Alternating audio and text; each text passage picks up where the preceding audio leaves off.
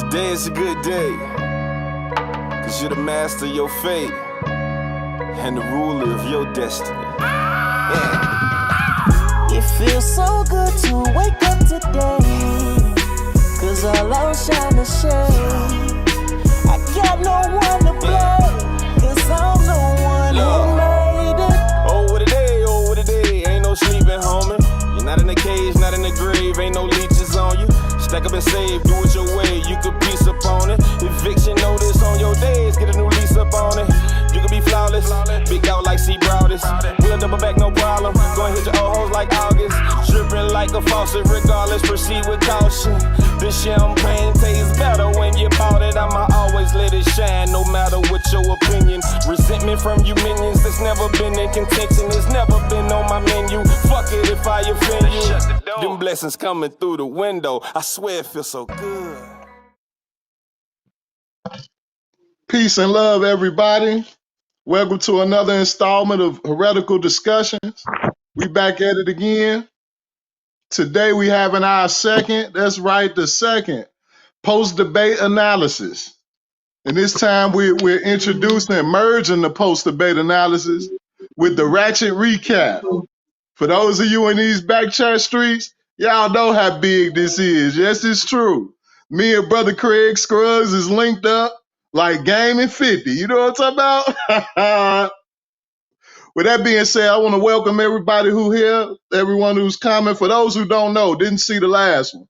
Post-debate analysis is where we actually do the analyzing of debates from past. Sometimes in the far past, sometimes in the more recent. Being a non-biased, unbiased party that can actually engage in judging debates or analyzing debates without having a dog in the fight, without being emotionally or financially invested. So one thing we doing in a heretical discussion fashion, informative and collaborative over argumentative and competitive, but we also doing it with the debate game as well. With that being said, I would love to give these brothers, these intelligent brothers rolling with me, time to introduce themselves. Brother Andrew, Brother Craig, let the people know who you are and what you do it for. Oh man, peace and blessings, peace and blessings. It's Andrew Ford, or you may better know me as Young Scribe. I'm here again, showing love to the platform, man. Since Ivory been doing her thing, and Craig and Greg then linked up, so I had to be here to be a part of that, just so when people talk about it, they can say, yeah, Young Scribe was on the panel too. But we here to do work, man. We here to review this debate. Rob Bourne and Jabari. So I'm gonna put in my work. I'm gonna sit quiet. I'm gonna give my little bits of information, stuff that I know. We're gonna give it the breakdown, and we gonna do our thing. We're gonna have some fun with it, yo. Peace and love, though. Thanks for having me.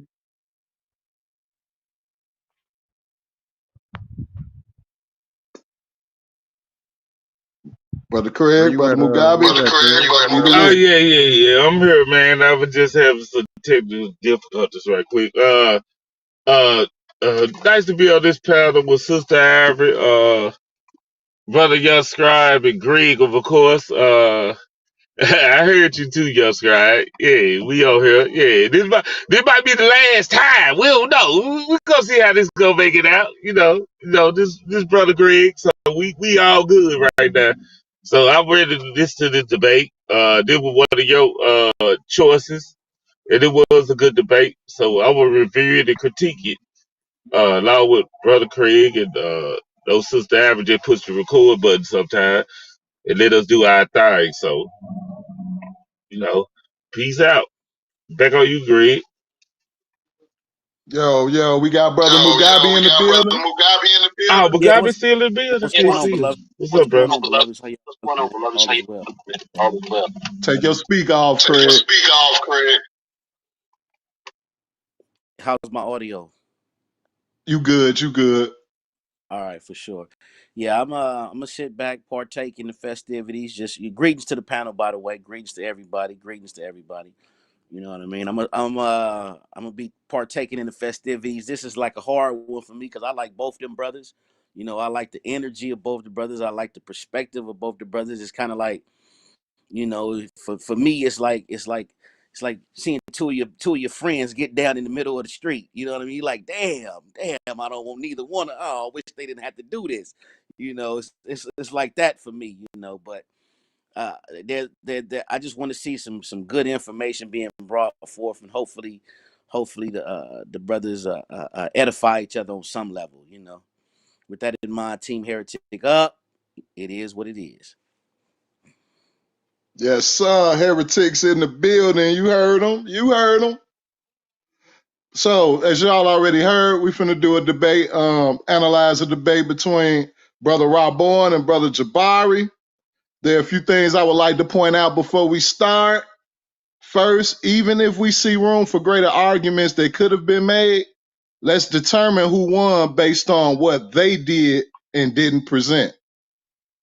I say that in order to eliminate there being times where, for instance, if I'm somewhere in the debate, let's say I'm rolling with Rabon on this one, and he doesn't say all of the things that he could, but I still say he won because I believe that he was on point with the stance that he was in. A lot of times we've seen judges do that, roll with who they personally agree with. And to be honest, it's supposed to be about what the actual debaters present. Number two, which kind of segue right into that, what our personal stances are related to the subject shouldn't influence our judgment. Like flat earth or round earth, for instance, right? Even though I'm round earth as can be, I shouldn't judge based off my understanding of round earth. If a flat earth brother like Takari did, you know, if he came with a better argument, I ain't even gonna name my homie who got beat by him, but he came with a better argument. They say he won because the other guy had a lack of evidence that need to be possible. If not, we judge him based on our own understanding and not what the brothers are demonstrating. Number three, a standard of being as fallacy free as possible, being better than. I think that's kind of self-explanatory. We ain't trying to just do the fallacy and throw fallacies around like technical fouls. But at the same time, we're trying to show that it's a better level of elocution and elaboration when it's as fallacy free as possible. That make it more logical. Last but not least, substance over style, logic and reason over theatrics and emotional provocation. The reason why I use the word over is because you need style, you need theatrics, you need emotional provocation. But none of those things make you win a debate any better. It might make it more convincing. And if both sides have a strong argument, that may be what thread the needle or what's the deal breaker. But let's remember that it's about the logic and the substance and the reason that's involved more than the style and the theatrics. So after every round, we're going to have a what you think so far. All panelists, you have 2 times that you can say pause to pause the debate within in mid round, just in case it's something that you didn't see or something you want to make a note of. But we try to make it only 2 per round so we don't get too caught up.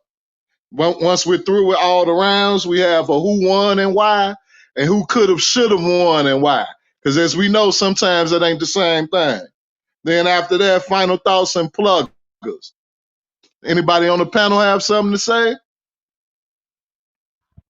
Nah, let's get it, man. Nah, I'm let's ready get to it, see man. it. I'm ready to see Let's it. get it. Yes, sir. Yes, What's up, sir. honorable guy? Yes, sir. What's up, honorable guy? I ain't see you down there, brother. I ain't acknowledge you. I just want to acknowledge you. It's all.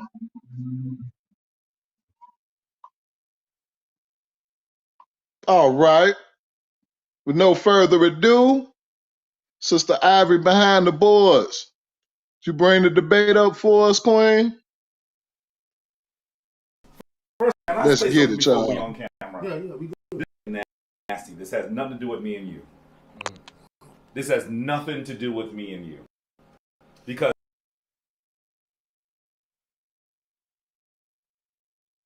Hold on for a minute, guys. It's like skipping. Hold on. the ugly stuff happening that continues, the stuff that we even see, Reggie is a little slicker with it. Reggie, What? Field, and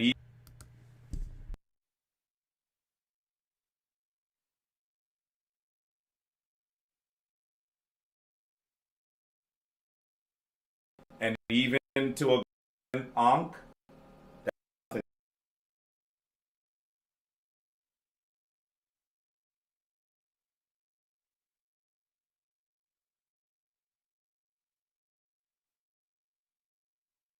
First of all, can I say something before we on camera? Yeah, we good. This stuff is this has me and you. This has nothing to do with me and you. Because ugly stuff that's happening, that continues, the stuff that we even see. Reggie is a little slicker with it. And Garfield, and even to a great extent, Ankh, that has nothing to do with me and you. I just want to say that because I don't want us to. You're my brother. They are my brothers too. I don't know why this is continuing, but you're my brother. I have complete respect for you. We'll talk about some information, share some information. There's some things that we'll agree on. In fact, most of the stuff we talked about in the last time we actually agreed on. As long as you love me, as long as you love me, I got my eyes on you, so down. Make a bump, you have to watch out. I got my eyes on you, so down. Make a bump, you have to. Open spinning my head. It don't even matter what you think you said. 'Cause I got my eyes on you, watch out. Make a wrong move and you lose, no doubt. 'Cause it's scary, yeah. You know it's scary, yeah. All right, so I'm gonna say peace and Black Power family. Welcome to another Sign of the TV House of Consciousness production. Brother Jabari Osaze. Brother Jabari Osaze, and we got our brother Rob Bourne in the building. And we're gonna have an interesting build. And so y'all can have a clear understanding of what these two brothers is getting ready to present to you with the knowledge. Hopefully y'all gonna learn something from both of them. And they're gonna explain to you what are they about to share with you. Brother Rob Bourne. Peace to the family. Peace, peace, peace. We're going to be building about literal versus figurative. And my position is that I'm going to be speaking about the afterlife. I'm going to be speaking about certain parts that the Kemetic people described our body or what consists of and how they viewed that process of going from being alive to deceased as being literal. And my brother here, he believes that it's all symbolism, that they never saw it literal. And we just look at the information. Hopefully y'all both could get something out of it, and then we go forward. Peace. I took over the shrine, by the way. See, Peace. He's a new priest of the shrine. This is really an interesting conversation. Let me first start out by saying Ankh and Ma'at to the family. Let me just say peace to the family, the Sign of the TV studios, Black News 102 family. As you have heard me say many times, I am honored to speak to this community. It's a community that is having some important conversations, and I really hope that these conversations continue in peace and prosperity moving forward. Let me say that Rob Bourne is correct about the nature of our conversation. We're talking about literalism versus symbolism. And I think that often when people look at African traditions and also the Kemetic tradition, they look at things very literally. So what I want to do is I'm going to show you some things that hopefully will absolutely prove to you that we're talking about symbolism. I'm going to read to you from the Rayu Perdaman Ger. I'm going to show you some images with regard to the deities. And hopefully you'll begin to understand just how our ancient Kemetic ancestors looked at the world in that sense. And so hopefully we'll have a really fruitful build. I want to say that once again, Rob Bourne is a brother I respect. I like Rob Bourne as a person. So this is not a situation where just because we may not see things exactly the same, that we're in any sort of argument where we're fighting with each other. We're going to share ideas. Some things we'll agree on. I think that he might be surprised on how much we agree on. Just as our last conversation, he was saying stuff, and I think he might have been surprised that I agreed with him. I think that there's going to certainly be some things, some overlaps, some areas that we certainly see eye to eye on, and some areas that we don't agree on. And I just want to be sure that what we're trying to do is crystallize some ideas so that you can make your decision, family. You're talking to two brothers who have done a lot of reading, a lot of study on particular areas. And so one of the things that you should now do is you can put that wherever, Rob Warren. It's good. It's good. You should be moved to do your own study, because I hope that also what we're not engendering is a community of people that do nothing but watch videos. Rob Warren doesn't just watch videos. Have you seen Rob Warren show you a book on Sonata's platform? That book is eaten up like he's eating the book. When he reads a book, he reads a book. And that's what I do. In fact, what I've come to do is I now have several copies of certain text, because there's one that I want to look nice on camera. And the other one look all ratty. You got notes in it and everything. And sometimes I even end up giving them away. So I want you to understand that I really hope that this is going to cause you to do more research and study. That's really why we're here. Because if you're doing that, then we're really going to come to a clearer understanding of what our ancestors did, a clearer understanding of what the African ideal and African cosmology is, and then you can make your own decisions. But the reality is that it will not be done adequately without study. So I'm really hoping that this will convince you to do so. All right. All right, let's go. Give it to you. All right, peace. Peace for the people. Peace. I come under the divine name of Rabon Mutu Allah. Muntu Allah. Today's mathematics is knowledge, power, or being born equality. Knowledge is the foundation of everything in existence. Knowledge, there's two forms of knowledge, indirect and direct, what you experience and what you read. Today we're going to be talking about some information that you're going to look at, hopefully that you can read to get a different understanding. That understanding brings forth your power. That power is what? That's that truth. And you deal with equality with what you know. So with the knowledge you have, your duty is to exercise that and deal with equality with the people to uplift them in any shape, form, or fashion. That's today's mathematics. And I'm living that today. Okay. My build with our brother Jabari is based off our discussion we had the other day. I have an understanding that the ancient Rachet people believed in what they described as the afterlife.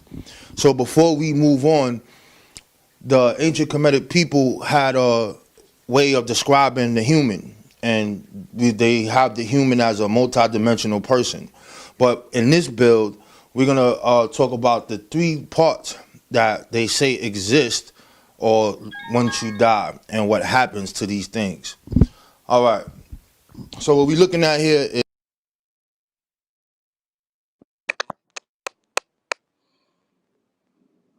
foundation, because knowledge is the foundation. Before we move forward, we must describe all of these words. Now, the definitions to these words, they're extensive. So what I'm going to say before I show, there are parts of these things that exist within inside the body today that deals with your personality, intelligence, etc. This part right here, the duat, is the major part of this build, which is talking about what they call the underworld, or the place where the dead go. So this is coming from the book, the Ancient Egyptian Pyramid Text. This is one definition of Ak. Ak, effective one. Deceased person whose Ba has reunited with his Ka, making possible eternal life as a spirit among the living. The pyramid texts were known as akifiers, designed to aid the deceased in becoming an Ak. The verb denotes both the process of becoming an Ak and the quality of becoming or being effective. So with this concept, a person could become an Ak while they're living by their ways and actions. In the pyramid text, that will be people building temples to their ancestors, etc. But with everything inside Kemet, there's always a duality. And I want to give two different Egyptologists definitions on these words so people won't say I'm being biased. This is coming from the Oxford Encyclopedia of Ancient Egyptian, Volume 1. There are 3 volumes of these. They are very good because they give you the sources to follow all of this up. Now, Ak, a term that occurs regularly throughout ancient Egyptian secular and religious texts, represented by the crested ibis hieroglyph. The Ak concept appears to have no intrinsic relation to the bird, to which it might only have been related phonetically. The fundamental meaning of Ak was effectiveness, whether in daily affairs or during the afterlife. In the afterlife, the Ak designated a transfigured deceased who is capable of unhindered movement and full physical functioning. I want you to pay attention to that last sentence. Would be an effective deceased. Unlike Ba and Ka forms, the Ak individual was often identified with light. Next concept, the Ba. Ba. The non-physical, I want you to pay attention to this. The non-physical essence of an individual or thing, the impression made on an observer, akin to the modern notion of personality, the verb become, ba, be, ba. Did y'all ask me to pause it? Yeah, I just wanted you to pause Okay. it for once. Is Greg and Craig still here? No. Yeah, Greg Phillips here. Yes, sir. I'm Okay. here. I'm here. Oh, okay. It's Craig that's not in Okay, here. I was just making sure. Okay, but I did. Okay, I did want to do a pause though because I think the book was the Middle Egyptian, Is anyone the else one that having Rob Bourne just issues showed. with the audio? No, that's because Hey, you No, were I guys, can still hear in anyone the else fine. having queue. issues I hearing the couldn't audio? put you on the screen because it'll knock the video off. But you was in the queue. You had went out and came back in, but you was in the queue. But you clear now. Okay. Yeah, I was saying with that book that he had, I think it was called Middle Egyptian by James P. Allen. That is a dope book, and I believe I Is think he anyone even said that is else having issues hearing the audio? Sound no. like No. your mic is Can't up. hear, Doug. You guys. Yeah, it sounds like your mic is crackling or something. Yeah, it's cracking.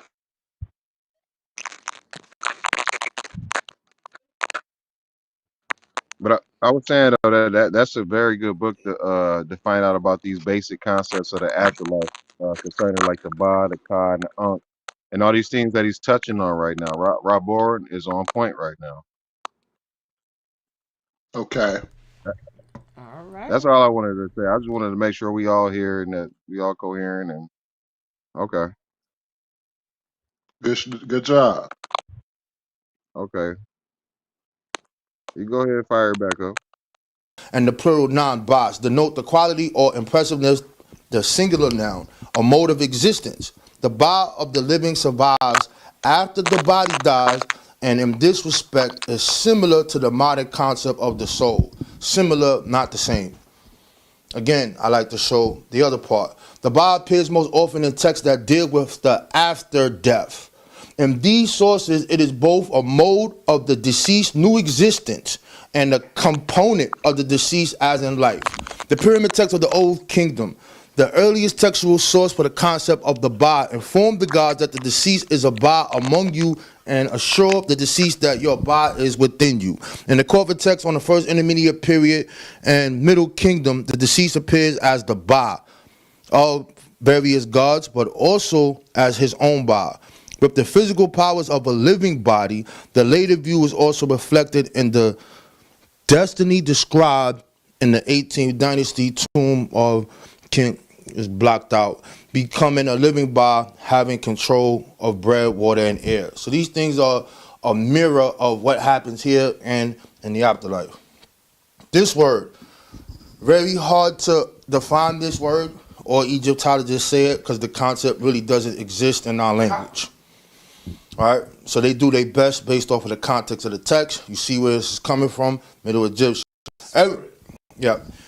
Every living individual also had a Ka. The concept means something life, something like force. The Ka is what makes the difference between a living person and a dead one. Death occurs when it leaves the body. This is very important because the brother Jabari made a point about this the last time we built and said, look at these things. These things only exist on the planet. They're talking about the sun. They're talking about this. Do you think this is real? It also lies behind the custom of presenting offerings of food and liquids to the dead. The Egyptians were aware that such offerings were never physically consumed by the deceased. What was being presented, however, was not the food itself, but the energy within the food which the deceased spirits could make use of. So now, you see this symbology, but they believe in this part of the body that will unite and get these food from the temple. They're not going to eat the physical food, but they believe that that spirit will come back. That is my whole point. Another, all right. Ka. The word Ka was expressed by the hieroglyph of two upraised arms, usually considered a symbol of the embrace or protection of a man by his Ka, although other interpretations are possible. A distinction should be made between the internal and external Ka, as well as between the royal and the human Ka, since these concepts were qualitatively different. The idea that there was something securing the physical and mental activities of man arose in Egypt and elsewhere in prehistory. The Ka, eternal Ka, was one of those entities. Its nature is reflected in numerous words, going back to the same root. Ka, think about, and Tem, think about, etc. You'll see all of these words when one even has technicals, copulate, etc. You'll see such words as Heka, magic spells, enhancement, to be enchanted, etc. So what this is doing is showing you the variations of how you will see this word manifested. But the build that I am bringing forth is how they perceive this concept transcending into another world, which is the afterlife. Now, this is the very important topic. So, this guy here, Eric Horning, he is known as the authority as of now, until I see something else, of these books of the afterlife. We will talk about some of them going on. Now, this is the duat.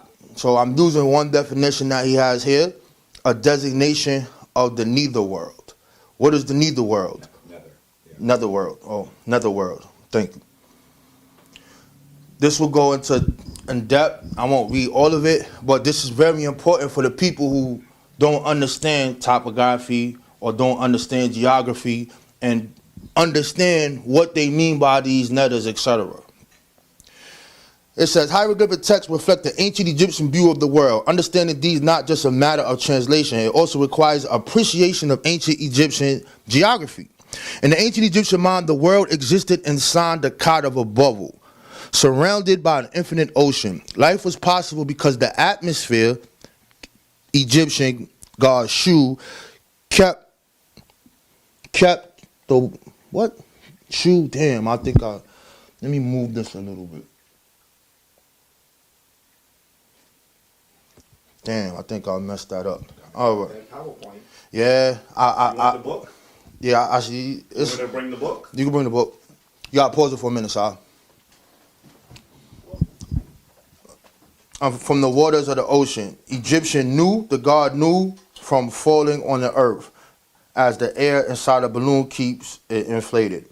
At the top of the world bubble was the sky. Egyptian also Nut, the goddess Nut, which we seen as the surface of the infinite ocean and the atmosphere. In the middle of the earth itself was the god Geb, and it was thought of as a flat plate of land. The Egyptian also imagined that a similar space existed on the earth. This region was known as the Duat.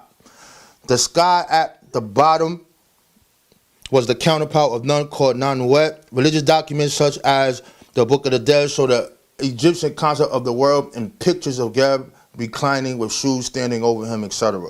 So this is basically telling you that these nethers represent what you would call aspects of nature, earth, air, etc.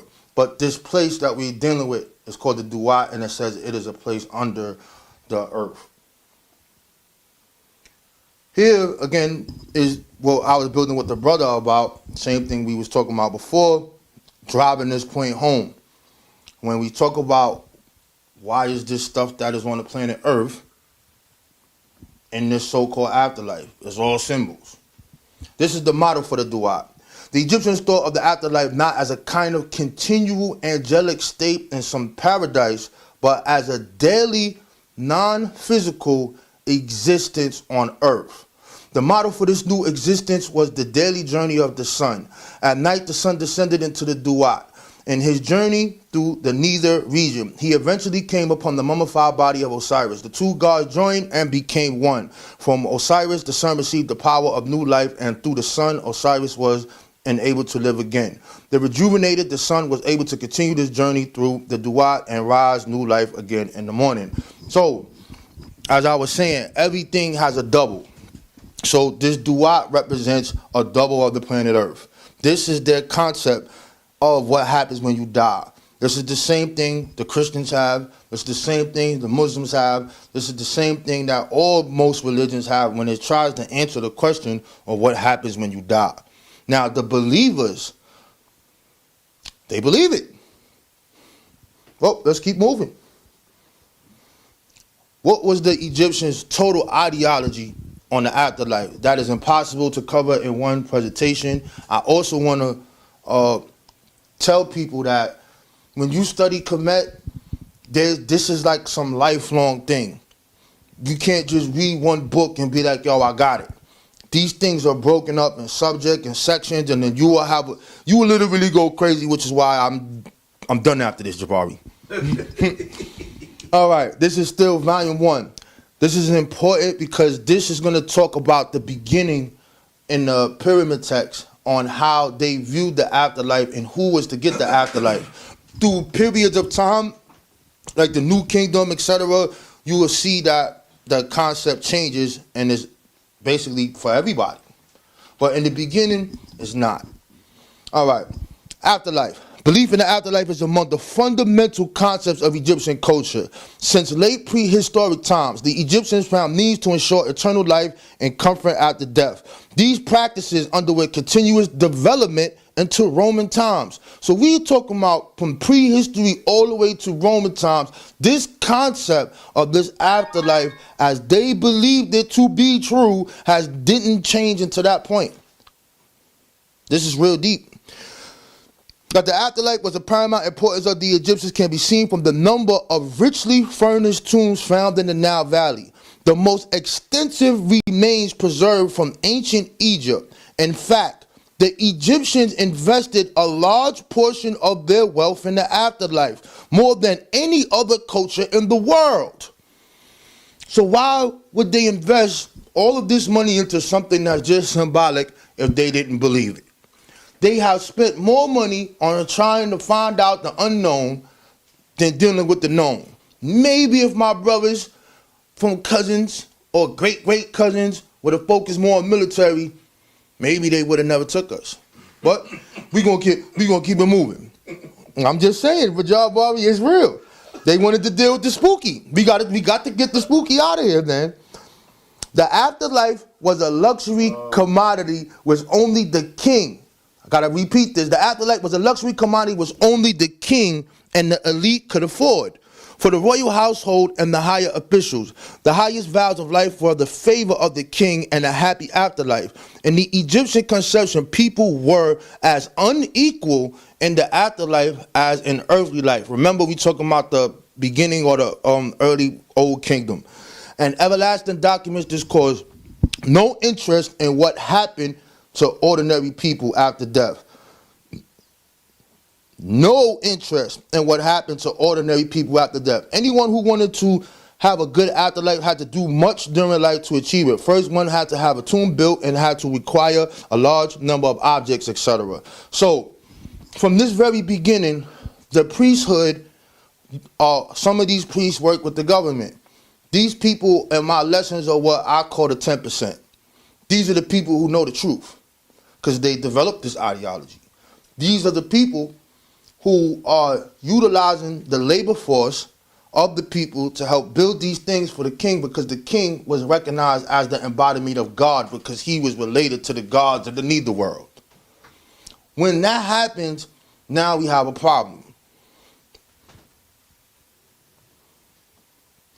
So, remember I said Hey, Jabari, look at this picture. Spooky! Yeah,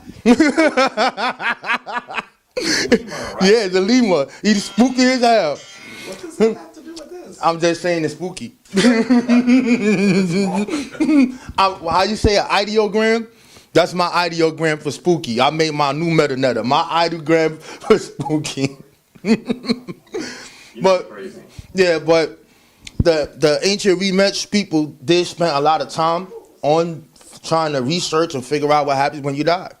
So I want to point out some of these books, which are not really books. They are on the temples and stuff, and they turn them to books. Here are some of the books some I'm not familiar with. The Book of the Cow, the Corpus Text, the Book of Two Ways, the Book of Night, the Litany of Ra, the Enigmatic Books of the Nether World, the Book of Caravans, the Book of the Earth, the Book of Nut, the Book of Day, the Spell of the 12 Caves, the I Am Duat, the Book of Coming Forth Day, the Coffin Text, the Pyramid Text, all that stuff. All of this is dealing with describing how they perceive what happens when you die, and they believe it. Now, here is an essay on death and the afterlife, right? It says that the ancient Egyptians believed that death occurred when the left the body. After the death, the body was mummified by packing it in a nartan, a kind of salt, in order to remove all moisture from it. The embalmers also removed the major internal organs, leaving only the heart in place. The brain was pulled out through the nose in pieces by means of a metal hook and discarded. This nose part is really important because this is why you see their noses looking all crazy and it make you think they not Africans. It look like some crazy thing there. The liver, the lungs, the stomach, and intestines were surgically removed, mummified separately and placed in 4 vases called canopic jars, each topped by a lid representing one of the 4 gods known as the sons of Horus. They're right below there, look. Oh, you got them? Uh-oh. That's them right there. Yo, man, you scaring me. Now you getting too spooky for me, bro. Come on, son. You in the shrine. What did you think you were going to see? Oh, man, Jabari. I missed it. Can you name them? Mm-hmm. What are they? I'm talking about right there. Looking at them, can you name them? Not really. I know one is the Da 2F. What's that? The Waffle baboon. Tap. That's this one, right? No. Damn. I was close. I was close. Remember I told you? He ain't reading that book. No. Remember I told you? All right. Daniel Oliver wanted it, and I had to pass on one. He ain't give it back to me yet. Let Daniel Oliver pay. Yeah, I'm gonna call him. You're the one I would give a free, but you know I'll give that to you. But Yeah. still. I'm gonna call All right. It's okay. It's cool. I'm almost done. It says after drying out, the body was wrapped in linen bandages to keep it from falling apart and anointed with oils. The bodies of poor people who could not afford mummification were wrapped in a reed mat and buried in the grave dug in the sand. Ironically, the practice often dried and preserved them better than those which have been mummified artificially. So now this will talk about the process. So the process took 70 days. At the end of this time, the body was escorted to this tomb in the necropolis, normally located in the desert cliffs on the west side of the Nile. At the tomb, priests performed a ceremony on the mummy or on the statue of the deceased, known as the mouth opening ritual. This was intended to give back to the dead person the food, use the mouth for the body and other senses. So I gotta read that again. This was intended to give back to the dead person the use of the mouth and the dead body's other senses. This is talking about in death. A bull was then slaughtered and other offerings of food, drink were presented before the body, and his grave goods were finally buried. So when you deal with this specific ceremony, this is dealing with come on, man, stop trying to scare. I'm alive, so you did that. Yo. That's for the opening of the mouth. Yo. I've actually used this. Yo, get away from me, man. You crazy, man. Listen, You man. gotta believe it if you're doing all that. Right? Man. See? This is it right here. This is Yeah, but I'm saying by him, no. That means he believe it. Nah, I'm just basically pointing out, because this is my whole build, that they believe that this was used for the people in this afterlife because they believed it. It's not symbolic. Wow. This is what they believe. I'm going to keep saying it. This was intended to give back to the dead person the use of the mouth and the body and other senses in the afterlife. This is what it says. If the text say something different, then you can show it to me. I mean, it is what it is, right?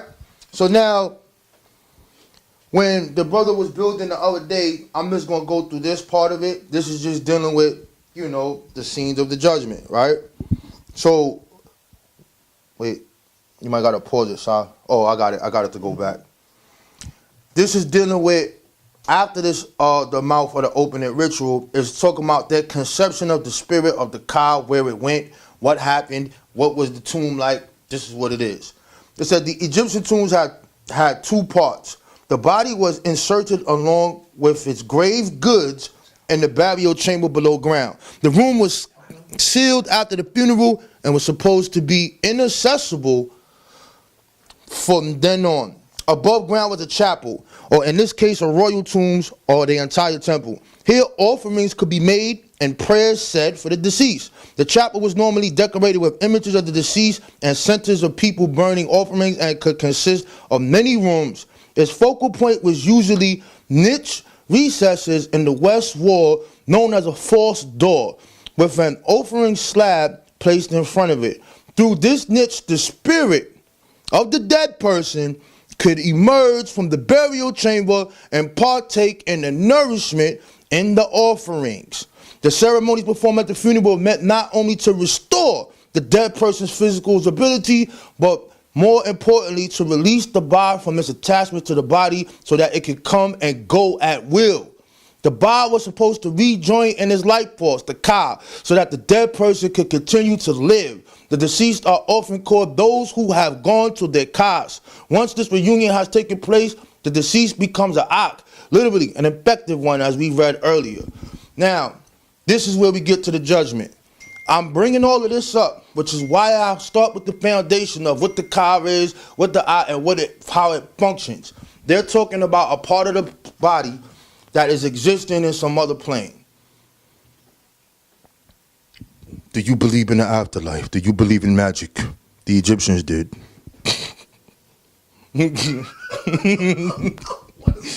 I'm crazy, man. You know I'm crazy. All right, look. In this trial, the heart of the dead person was weighed in a scale against a feather. The hieroglyph for Mayat, an abstract noun meaning, among other things, proper behavior. Well, you can point the camera to where he wants you to put. Where? On the altar. This is the shrine of Ma'at. You know Ma'at is on the altar. Mm-hmm. Right. You see Ma'at, right? Right. Showing that the person had lived a just and proper life. If they did, the deceased was declared. Key word here. The deceased was declared. It doesn't say the living was declared. The deceased was declared, justified, literally true or voice, and allowed to join the society of the dead. In the funerary papyrus, the Book of the Dead, the transition is represented in the scene with Horus, King, etc. So anyway, for the dead person, the burial chamber and his mummy were a kind of individual duat, Osiris or Asar.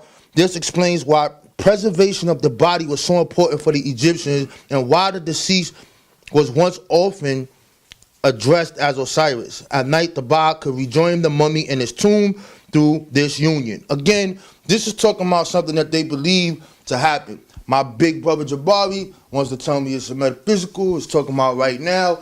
I don't know. I don't get it. I hope he can break it down to me and show me something different. Now, there are 5 different priests. I'm not going into all of them. They have different functions. I want to deal with the priest that's dealing with the functions of what we are talking about. This is from the book published by Cambridge, Religion and Ritual in Ancient Egypt. Emily Tita, she came on the show one day. So that was a good thing. What show? She on my Garfield show. Oh, really? Yeah, we had her this year. She came through. That's cool. So, Sem priest. The Sem presided over the opening of the mouth ritual at a funeral in which he touched the face of the mummy with tools to revive the centers of the deceased in the afterlife. Again, every scholar is saying this. He performed the same ritual on the statues, imbuing them with the spirit of the person they depicted and enabling them to act as surrogates for the one who commissioned the image. She then goes, the lector priest. The lectors were an important part of the funeral service, as they were responsible for reciting the spells that guided the soul of the deceased from the time of death to his transition to an transfigured spirit. I don't know how we are saying this is talking about right now. I'm Jabari, you better help me. There's nothing you said that I disagree with. Okay, cool. Okay. In the Dynasty 6 tomb, the lector is credited with being the one who shall carry out the rites of transfiguration for an act in accordance with those secret writings of the skills of the lector priest. These people, they also worked in government as well. Those are the 10%ers. I'm going to keep calling them that. So here, I'm calling this part acting out their belief. This is in her book. These are called... Exactly. This is a figure here, figure 53. You zoom in on this. Hey, wake up. Go ahead, I got you. You never waking up, bro. Every time I do a presentation, you won't pay attention, bro. No, it's on. You never pay attention. Brother, go ahead, man. All right, look. People hitting me up and all this, man. Mama formed statues about a hedge renept that was thought to be able to perform services for the deceased. It was thought to be able to perform services for the deceased. Stop scaring me, man. It's right there, right out under you. This is a real one, too. That's an ancient piece. Yo, man, you got a lot of stuff in here. Yes, I do. You trying to beat them. Welcome to the shrine. The Shavati holds in each hand for doing agricultural work. She got stuff in her hands? Of course he does. Just making sure. It's a he, not a she. Okay. Works, and it wears a heart-shaped pendant. Oh, It's there. yours is pseudo. You don't got a heart-shaped pendant It's there. just not very good. It's there. It's there. All right. In the Middle Kingdom, wooden models of entire workshops showing the household staff grinding grain, making beer, and slaughtering cattle were inclined among the burial goods. In the New Kingdom, tombs were stocked with mummiformed statues called shabats, who were ready to perform agriculture. So this will get us to the next image. These things right here were also the same way that they would paint food on the wall. They knew that the damn person is not going to get up and eat the goddamn food. They believed that the cow was energy and that these things could come back, and once the proper things are spoken, the heka, the words of magic, they'll be able to recreate this. And this is what it says. Group of statues that represent the deceased family and the house workers who will prepare food for the deceased for eternity. He's laughing. This is what the Egyptologist said. Because he agree with everything. Okay. This group, okay, cool. He gonna just show where you don't understand. Okay. The group also includes musicians and a sect of 6 concealed such and such, acting out their beliefs. Another means of providing food offerings was by covering the walls of the tomb of the coffin with the images of food through the principle of substitution. The images were thought to be able to serve as actual food. Food could also be supplied by 3-dimensional models such as loaves of bread made of stone to ensure that the symbolic food of offerings would be ever present and fresh. Stone statues of men and women making food could be inclined in the tomb. Now, we are to my favorite books. This book, the ancient Egyptian books of the afterlife. Now, I'm not reading all of this. I'm just going to get to the point. I'm only picked 3 of these books. So this is the coffin text, right? What press printed that book? What press printed that book? I don't even know. You should check a look at it at home. You're going to be surprised. You? No, but... All right. Well, I got it now, so I'm good. University Press. Oh, yeah? All right. It says the coffin text eliminated... Listen to this. This is a different time frame. So now we in a different kingdom. It says the coffin text eliminated the royal exclusivity of the pyramid text, putting the text at the disposal of all deceased persons and thus making the enjoyment of the afterlife something that could attain now. Every deceased person was Osiris now. But the principal group to make use of these texts consisted of the non-marchers of the early 2nd millennium BCE and their families. The essential contact of the pyramid text continued, in particular the material basis for continued existence. The purpose was also served by fringes of objects of burial goods, etc. This one is going to talk about the Book of Two Ways.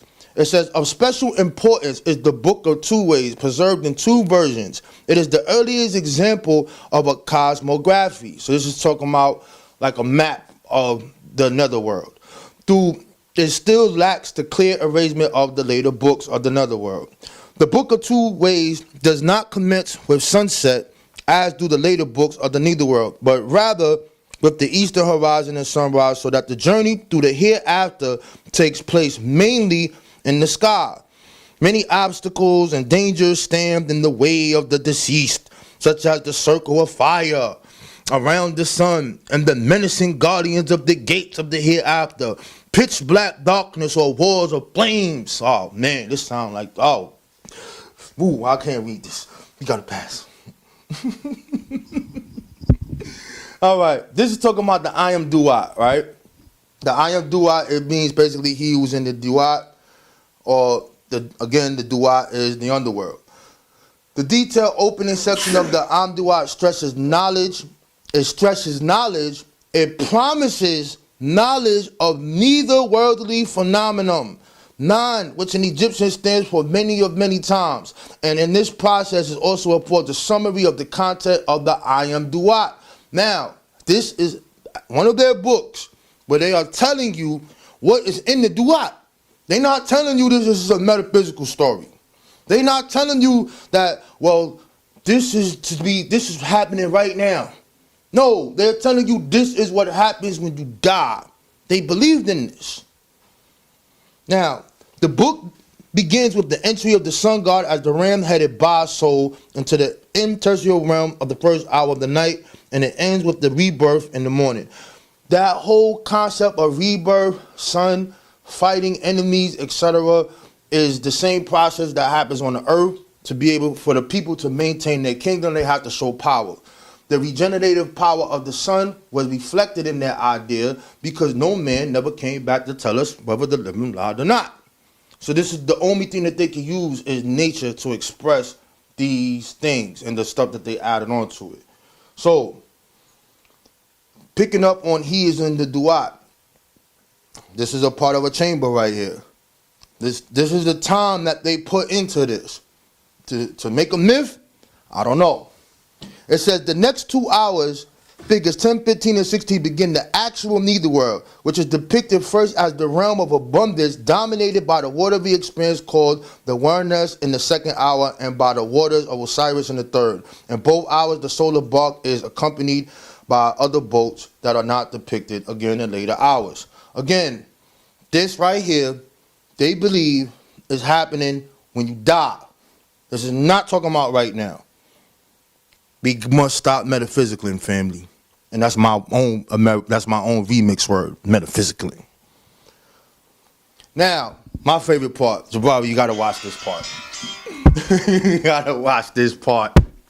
You gotta watch this part right here. All right, I call these specific people the 5% of ancient Kemet. So, in my lessons, we say that the 5%, you know what I'm saying, they are all wise and know who the true and living God is. And they don't fall victim to the 10%, who I call these priests, who are making the people work for them and making them believe that their king was sponsored by some mystery god in the sky and by giving these offerings. You heard me, this is what they believe. This is what it is. By sponsoring this person and by offering these things in these temples and doing these things that Egypt will be blessed. But you had a majority of people who thought otherwise. So, in a book called The Dispute Between a Man and His Ba, the problems are personal, not social. Specifically, the focus is on the role of that mysterious life force called the Ba, the indwelling demonic power that controls man's life. The argument this person was having with herself is actually a debate. Would wonder what would happen if it escaped from his body at the moment of death, and what vital force would have played in his afterlife. What would happen to a man if he were deserted by his Ba? This and related problems are not so much resolved in the text. So now, at this specific juncture in this riddle kingdom, you have people questioning now, what would happen if I didn't believe in this? Then we come up to my other people. These people are called harpers. The harpers are people who sing songs as the deceased, right? Wait. They do what? Harpers. What do? They sing songs. Oh, they sing songs. Yeah. You just want me to say that, right? Yes, I do. Because you guys have a problem when we sing. Oh, yeah. Oh, all right. Now here we go. Here we go. Tell me how any word sounds in Metal Netta. Any word. I want to be clear that there are some words that we are replicating, but some words that we know exactly how it sounds. It depends on where the vowels are placed. The consensus is nobody knows how Metal Netta sounds, bro. Some sound, some words. We don't. So it's not enough to know how a whole song is sung. You got to say that. So because we're not exactly sure how it sounds, we shouldn't try to sing it at all? I'm not saying none of that. I'm just telling you that they don't know. I'm telling you that they don't know. But anyway, I'll get back to my 5%. We're not trying to sing the same song. This is what evolution is about. This is what No. We make songs, but we also sing the ancient songs. Yeah, that's what I'm saying. Okay. There's nothing wrong with coming up with your own. The instrument that accompanied the song sung to the dead was almost always the harp. Hence, these compositions are known as harper songs, carved on tomb walls and on the mortuary stele. Harper songs are part of the mortuary. This thing is all. I think it did something when I copy pasted it. A very special part. Their theme was death, but the reflections on death and not ritual texts required the ceremonies of burial and revivification. Hence, their authors were free to pursue their own understanding in an imaginative way. Their main approach was to praise of death and of the tomb and to reassure the owner of the tomb about his fate. But their freedom from ritual requirement, listen to this, but their freedom from ritual requirements produced an unexpected and startling innovation, a song that laminated the praises of life and urged the enjoyment of life while it lasts. This song, the famous Harper song from the tomb of 01 King, that thing, damn, we don't got the F there, went so far as to cast doubt on the reality of the afterlife and the usefulness of tombs. They now began to question because they wasn't under the control of the 10% with their mysterious afterlife and their mystery God teaching that I don't know about the reality of this afterlife. I don't know why we building tombs and why our people are doing this work for these people. I don't get that part. So that's why I'm calling them the 5% of commit. You know what I'm saying? So that ends that. So at the end of the day, my build is very simple. I'm just basically adding on to show why I believe. How you want to say it? Believe. Say it. Say believe. Believe. Okay, now I just wanted to show why I have my understanding on why the ancient Kemetic people believed in the afterlife and the things that went there as being literal, using as much little sources as I can to make a complicated subject. This is very complicated. I basically minimize a whole bunch of things, but to put it in that aspect. And this is the reason why I'm a 5%er. We have a lesson. Who is that mystery God? There is no mystery God, but the Son of Man has searched for the so-called mystery God for trillions of years and was unable to find this mystery God. So what do? We lost no more time in searching for that which don't exist. Because we agreed the only God is who? The Son of Man or the light of man, however you want to break that down. The point being is we choosing not to lose no more time in searching for that which does not exist. Here, you have just saw for 4,000 years, these people put multiple research. They put more research into studying this, making up stories, dealing with a mysterious afterlife, instead of dealing with the science and technology to destroy the enemies that later on became to invade. If they put more into that, instead of putting more into this mystery God, and this mysterious afterlife, just maybe, Kemet would have lasted 1,000 more years. With that, I say peace. Jabari is looking through his stuff. He's going to pull out that 1985 stuff on you. It's not all 20 slides. Yeah, that's it. 1985. Oh, wow. What year do you think those books are that you're reading from? So, hold on. give a closer of what you was doing. I just gave a closer. Okay, all right, go ahead. That's cool. All right, brother Jabari, let's go. My big brother Jabari, he's gonna trade some ideas. He might say he agrees with me, but he's not going to. He don't like when I say. I'm gonna just tell y'all something. When I say mystery God, and after he don't like that. Let me get up. Think that he does good things? So when do you think his reckoning will be? Reckoning where? So, he might get impeached right now. But he's already been impeached. No, I'm talking not into the Senate. No, that's not what it is. He's been impeached. He's probably not going to be removed. Yeah. Impeachment occurs in the House. Anyway, that's a whole other conversation. House. Good. Yeah. So he may not be removed, Yeah, he ain't gonna. but he's been impeached. Yeah. So I wanna ask if you realize that a lot of people that do negative things actually benefit on this plane, then why do good things? Why not just be growly and grimy? Because every society has rules and regulations. If I want to do what I really want to do, I'm like, instead of us being on the corner, let's get 20 dudes and let's go run up in the bank and let's just keep robbing them. Why don't people do that? People do that. No, they don't. What? Now, I'm going to give you a There are lots of bank robberies every year. I'm going to give you a perfect example. There are lots of bank I'm going to give you a robberies. perfect social assessment, and he can verify this.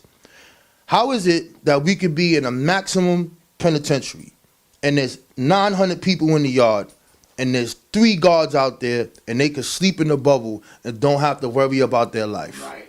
How is it that these 900 people are not running this place? Because it's a social order, and that social order is what the people accept. But once again, you and I don't disagree on anything that you've said. What I'm saying is that often when people prevent themselves from doing the things that they might feel they'd like to do, they often do that not just because they're afraid of what will happen on this plane, because there's lots of things I'm sure you could have done and nobody would have known a darn thing.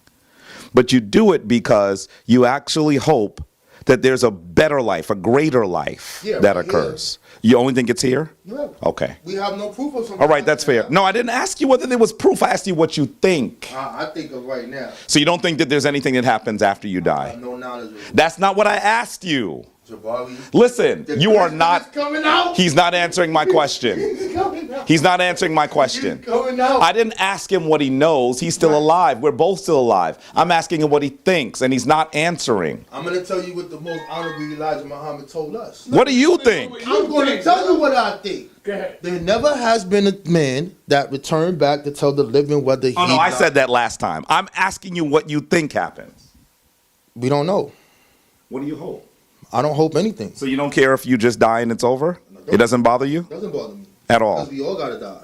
No, that's not what this brother's not answering You're not gonna questions. get me to He's tell not you. answering questions. You're not going to get And I want to be clear that the fact that he believes that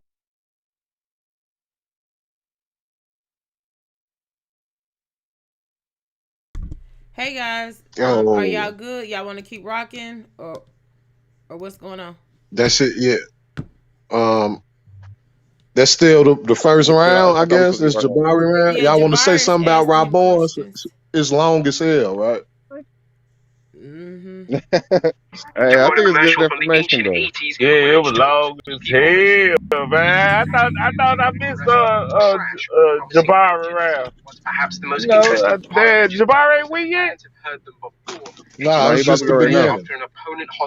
Hey, Jabari ain't win yet. No. Yeah. Somebody Dang, playing it. I thought I missed something. I'm glad I did this for conversation. Okay. Only thing I want to say is, I guess it's a good opening. I ain't gonna know how the debate gonna go, but it was a good opening. About he asked some questions. I think he was kind of trying to play Jabari. I know how Jabari do things, so Jabari will kind of question him a little bit. So I can't wait to hear Jabari. So yeah, he kind of questioned like he hype. Jabari hype right now. I can hear it. You better What you be. think? What you thinking, brother Just Andrew? right about Yeah, young scribe. Hey, I think Rob Bourne went in, bro. I think he really went in. Right now, he's proven that the afterlife, all the things that it goes with the afterlife, the leaving of the food, you know what I'm saying, and like the mummification, all they actually believe that stuff. That's what he's proving. He's showing that he don't think it's just symbolism, that they thought it was for real, and he's proving it by using the papyruses and using these sources showing and that these people did actually believe in that stuff. You know what I'm saying? Like that's why he keep hitting them with the spookism stuff. I think he's doing a good job. He's doing a good job. He's proven that yes, this was one of their beliefs, and throughout history, you can see that they was probably some of the first people to have a deep concept of the afterlife. So they did believe in the afterlife. They believed this stuff. So I mean, let's see what Jabari Yeah, got. yeah, I think they believed in the afterlife too. Yeah, Hey, I but do can too. But I put one more thing go ahead. down? Yeah. Okay, go ahead, Greg. My fault. No, go ahead, bro. Yeah, Go I'm just ahead. saying. You yeah, yeah. I just think that I'm put it like this. When you leave something in somebody's coffin with a suit or something, if you put a suit on a person, do that mean that you want them to dress fresh in the afterlife, or it's just a tradition? So there's sometimes when we dealing with, and I know this gonna be a tradition or faces. Do they believe that you actually go wear the suit in the afterlife, meaning the God, I guess, right? So this all I'm saying. Like then when we go, kind of how this conversation seemed to me. I have a Yeah. question. What do y'all think about those So different priests that he was breaking down? what's it? Um, those different priests Mm-hmm. are definitely looking at them as more than principles. Okay. Okay. Oh, What you talking y'all about the think? priest, the singing? You talking about the Yeah, singing the priest or different whatever? priests. Yeah, I'm yeah, talking yeah. about the sim priest and the lector priest. Mm-hmm. Yeah, that was probably an actual tradition. You know, so I don't see how that was symbolism, but um, I think he's really hinting at like, hey, y'all even went as far as to have people that come and sing for you. You know what I'm saying? Like, so y'all definitely believed in this afterlife thing. So, like I said, Rob Bourne's on point, man. He's definitely sourcing up to prove that he ain't just making this stuff up. Yeah, Facts, yeah. I like that facts. first round. He was a little wordy though. Yeah, he was a little wordy though. But I think he's kind of nervous a little bit right now. Yeah, so we gonna see Jabbar. He He sees trying. the debate. He gonna put on the show. So then we go see. Yeah, I don't know about how worried. Honestly, I feel like Hello, Rabon just y'all. tried to destroy it right there. He went from he went Yeah. from So hold No, I the on, just hey, say makeup, he the was comedic worried makeup of because man. What you say, bro? What you saying? What you say, bro?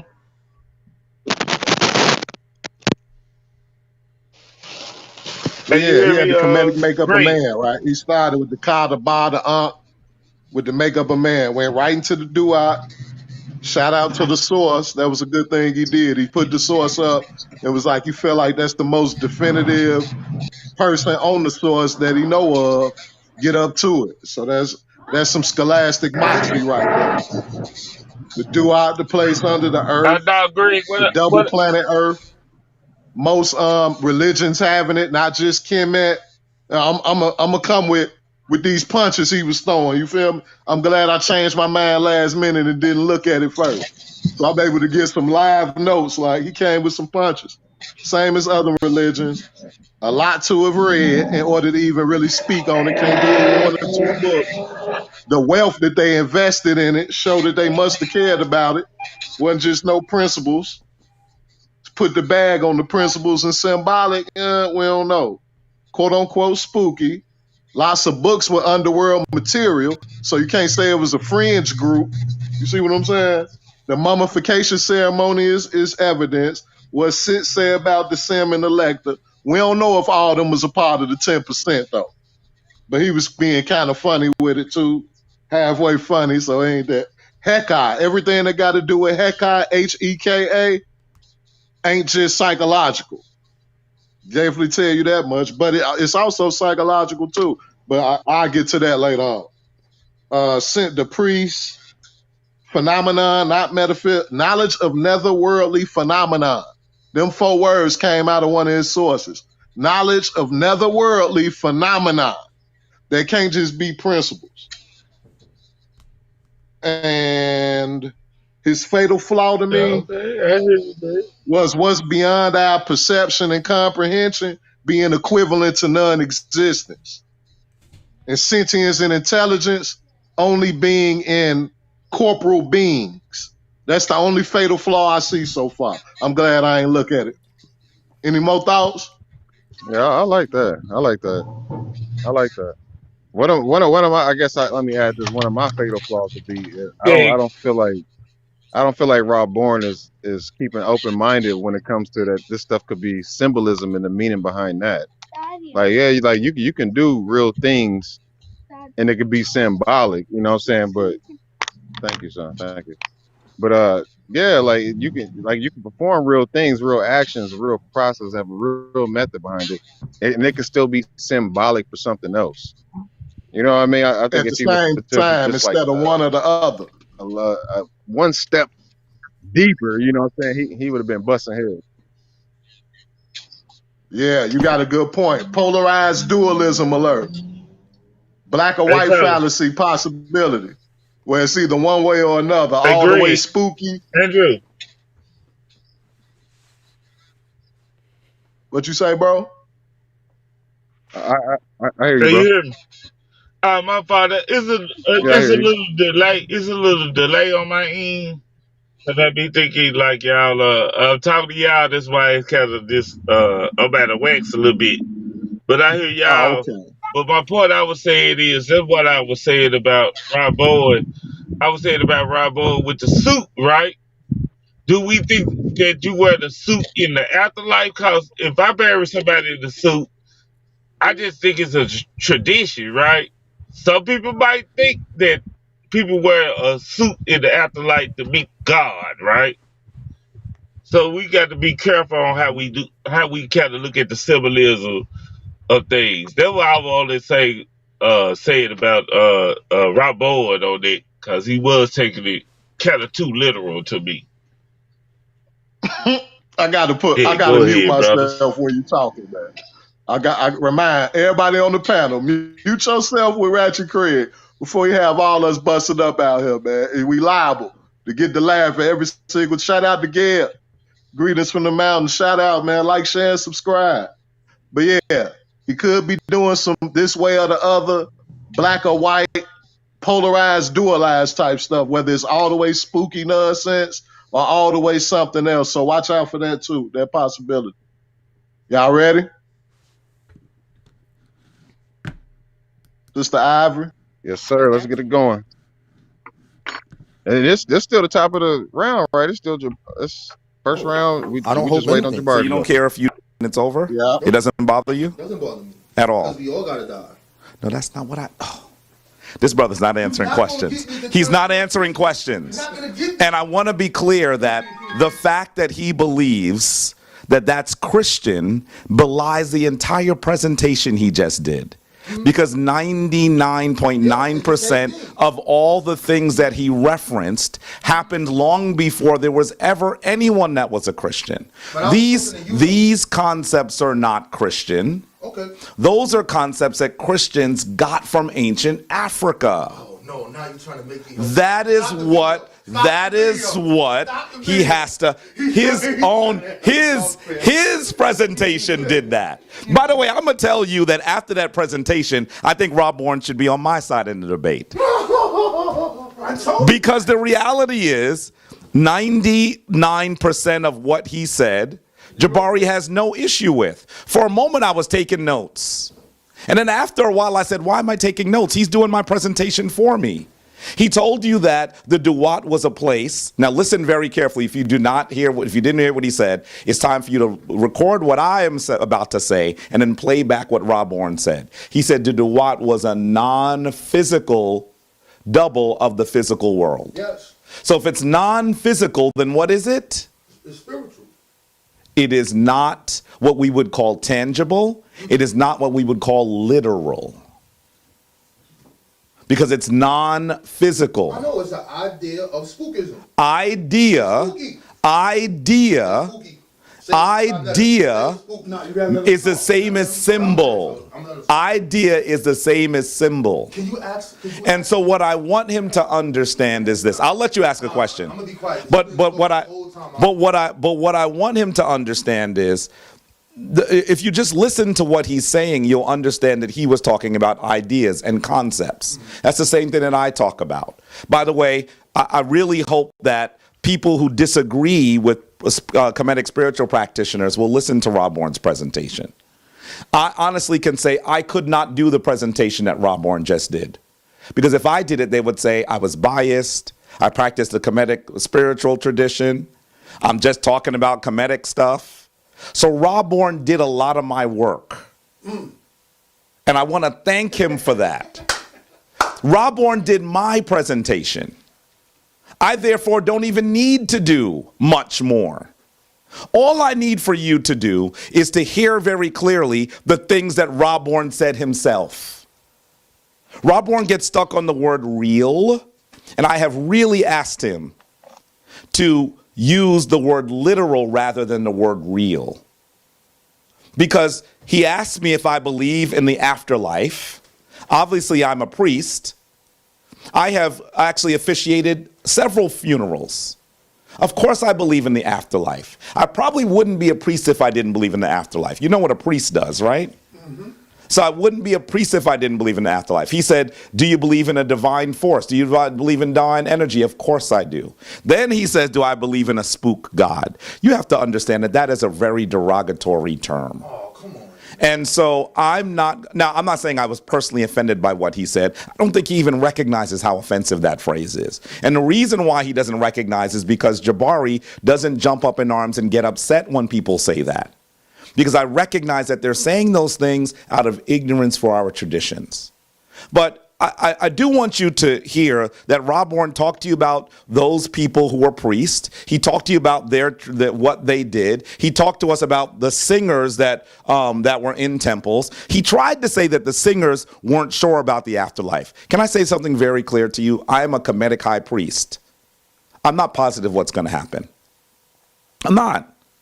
Just because I've seen our ancestors draw beautiful images and describe what's going to happen, I am certainly partial to their description, but I am not positive that's going to occur that way. And in fact, I think that when you look at how our Kemetic ancestors describe these stories, it should be clear to you that there was always some changing of descriptions, altering of divine images, descriptions that change, places that change, names that change. And that's because they were talking about their ideas about the afterlife. No one is positive about what is going to happen. The Kemetic priests then, as fervently as they actually enacted their ceremonies, they weren't positive exactly what was going to happen. And I, a person who, let me show you this for a second. Don't pull that thing out no more. I want to show you this for a second. Sit there for a minute. Let me open your mouth. Let me open your mouth. Let me open your mouth, Rob Bourne. So Rob Bourne is talking about ceremonies that I do. So this is the latest device that I created. It's not the final one because the final one broke at the last funeral I did. So I'm in the process of making this one. So what is that? This is actually the device that is used to open the mouth of the deceased. So when I do a funeral, so you see this one is unfinished. Somebody in the chat room is going to say, that's just a piece of plywood. Yes, I'm not finished it yet. So please don't insult my craftsmanship, but it's not finished yet. So I want you to recognize that this device is the same device that I use. And so Part of the reason why I'm so pleased that Rob Bourne did the presentation he did, a presentation that if I did, people would just be saying negative things about me and say that I was biased, is because of two things. First of all, I want you to recognize that practitioners of the Kemetic tradition actually really fervently tried to do that which our Kemetic ancestors did. Really fervently. And when we do those things, people that Rob Bourne is really closely allied to insult us about it. I remember that my good brother Reggie said that he wasn't going to be chanting and wearing white, when it's very clear that the priests and those people who are in mourning often would be chanting and wearing white. In fact, Rob Bourne was talking to you about the harpers' stories and the singers that were there. When we do it, they say we're pseudo. But in the text that he read, he is proving exactly that what we did is based on the concepts of ancient Kemet. So I want to thank him for his presentation. He could have dropped the mic, I'd have grabbed it and dropped it again and said, that brother gave you some good information. There's very little that he said that I disagree with. In fact, he even said, and I don't think he realized he said it. He even said that they believed fervently in, and he first used Osiris, but then corrected himself and said Asar. And also said that the deceased becomes Asar. Family, if you become the chief deity, then you know that they're speaking in symbolism. Do you know that when they show you these images, I'll take this off the altar for a moment. Asar. When they show you these images, if you become this person, then they're talking about two things. First of all, symbolism. And second of all, Rob Bourne, you must understand that the concepts that you so fervently have advocated as part of the 5% nation come from ancient Kemet. Because the concept is that you are the deity. He told you that. I was going to read. Yes, we're talking about in the afterlife. We are. But so I want you to understand that when you become the divine, what you actually have done is you are Makeru, you are truer voice. We are all like divine forces with training wheels. That's what we are. Because we're trying to work out those things in us, perfect those things in us so that we can truly be Asar. And that's what the process of the afterlife is supposed to relate to. By the way, I want to also say, and this is not something I'm going to go into any great extent, I want to say that all of the things that he wanted to regulate strictly to the afterlife are things that our Kemetic ancestors believed you must do every day. If they didn't believe it would be done every day, then why did they make the journey from the living to the dead the journey of the sun? Does the sun only rise when you live and fall when you die? Or is the sun something that literally marks our day? So that if you actually become the sun, then they are actually saying to you that what you do in order to be rectified must be done every day. Now, see, this is the kind of stuff that if Rob Bourne knew we were actually describing in our shrines, if he hadn't been infected with a negative view of the shrines by people who have been saying negative things but have never been in a shrine, he might actually come to visit us. I'm not saying he would be a member, but he would come to visit us because he would see the work we're actually doing. The concepts he's describing that are part of the 5% nation, the nation of the gods and earths, come from ancient Kemet. That's what he's describing. We believe, we articulate, we have proven that which they live by. That's where those concepts come from. I don't believe that there's a man on a cloud with a beard. In fact, you are the divine force. All of these forces are within you. Reggie, my good brother Reggie Mabry wanted to take me to task for doing a ceremony that's called the opening of the way. And he said they're funerary ceremonies. Well, first of all, you should understand that throughout our lives, our Kemetic ancestors believed that we had to do that which was good so that we can enter the afterlife. So that you don't just do it at the end of your life. So that if you see funerary text, they're describing what you have to do in order to be granted a great afterlife. It's not like you read the book when you're dead You have to read the book when you're alive in order to get to the afterlife. So when they say these are funerary texts, I'm not sure what they don't understand. The texts are about how one must be resurrected because they are makeru, truer voice. How would you know what to do if you don't read the text while you're alive? And so very clearly, I want you to hear, and hear me clearly, that when we do those ceremonies, we are describing us becoming divine now. One of the things that we say is a necharak. So each of the names, by the way, he was talking about the mesuheru. I'm not going to say canopic jars. That's a Greek name. He was talking about them and didn't realize they were sitting right here. I didn't see them. I know you didn't. That's why I had to point them out. He talked about Ushabti. I'll take it with my right hand off the shrine. He didn't realize that there was one sitting right here. So I want you to understand that he's claiming that we are metaphysicalizing things, but everything that he described is present in this small space. Our Kemetic ancestors took it seriously. We take it seriously, just not literally. I want to ask you, family, I'm going to ask you this, Sonnetter. How much money was spent in the United States in the last year on funerary practices? Do you know? No. Do you know that the funerary industry is worth every year $20 billion? No. $20 billion. So that if he is trying to say that the ancient Kemetic people spent so much of their time and their efforts on the afterlife, and there's something wrong with them doing that, then he must say that there's something wrong here as well. Because we also, in the United States, spend a lot of money on the afterlife. Why? Because the concept of resurrection is one that we got from ancient Africa. He even said something ridiculous. He said, maybe if the Kemetic people had spent more time on their army, that they would have lasted another 1,000 years. The Kemetic Empire, the Kemetic nation lasted for about 3,000 years, 3 millennia. Tell me which other nation existed that long. I'm waiting. So that to say that if they did something different, they would have lasted longer, please hear me. Every civilization falls. Every civilization falls. Our Kemetic ancestors created and masterminded one of the most powerful nations with perhaps the longest period of reign in the history of human civilizations. Obviously, they were doing something right.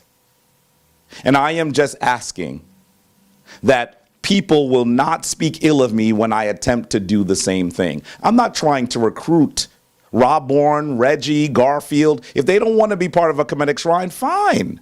We could still be brothers. They don't have to become part of a shrine in order for me to see them as decent people.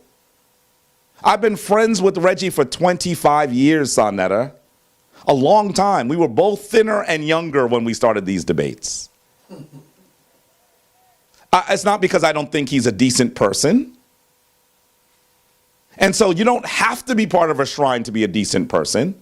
But as they critique us and what we do and what we know and what we believe, all I'm saying is if they had the same respect for us that we have for them, they should at least see what we're doing and then decide whether what we are doing is fair, what we are doing is right.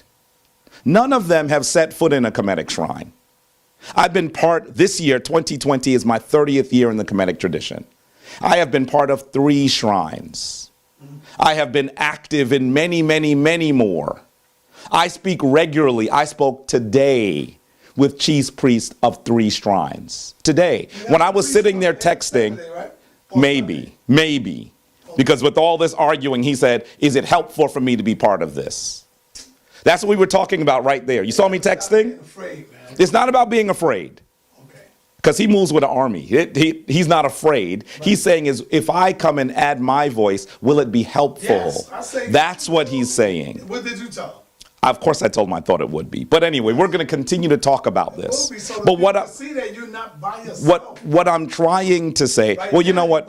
Here's the deal. You know, the funny thing is that people think I'm by myself, but and I know that Garfield and Ankh, and they think they have these squads that are moving against me. I am the head of a spiritual institution. I have more people with me than any of them combined. We just don't roll in the way where we speak ill of people. As a game. That's right. And when I go to debates, and Sa, I want you to hear this. I've never said this publicly. I've never said this publicly, but I'm going to say it now. When I go to debates, I have security. You just don't see them. No, I know. When I went to the Vince Bantu debate, there was security. You just don't know where they are. I know. So I want you to be very clear that we are simply trying to recreate, to reclaim an ancient legacy of an ancient group of African people. And I don't see, I don't know why they think that we need to. Yeah. So let's go through. I want to show you a few slides. And in showing you those slides, hopefully you'll get a better understanding of what we mean when we say that this information is symbolism and not to be taken literal. By the way, I want to say that if you listen to Rob Bourne's presentation, he made much of this case already. He talked about the Duat not being a physical place. He talked about how the soul goes away and retains this energetic force, and that how food was put there, but the Kemetic people knew that it wouldn't be eaten. He's the one that's talking about symbolism. And when he says, well, they believe the energy was taken, I believe the energy is taken. There's nothing that he said. There's nothing that he said. There's nothing that he said that I disagree with. And in fact, Rob Bourne has been on many a corner pouring out liquor to brothers who aren't here.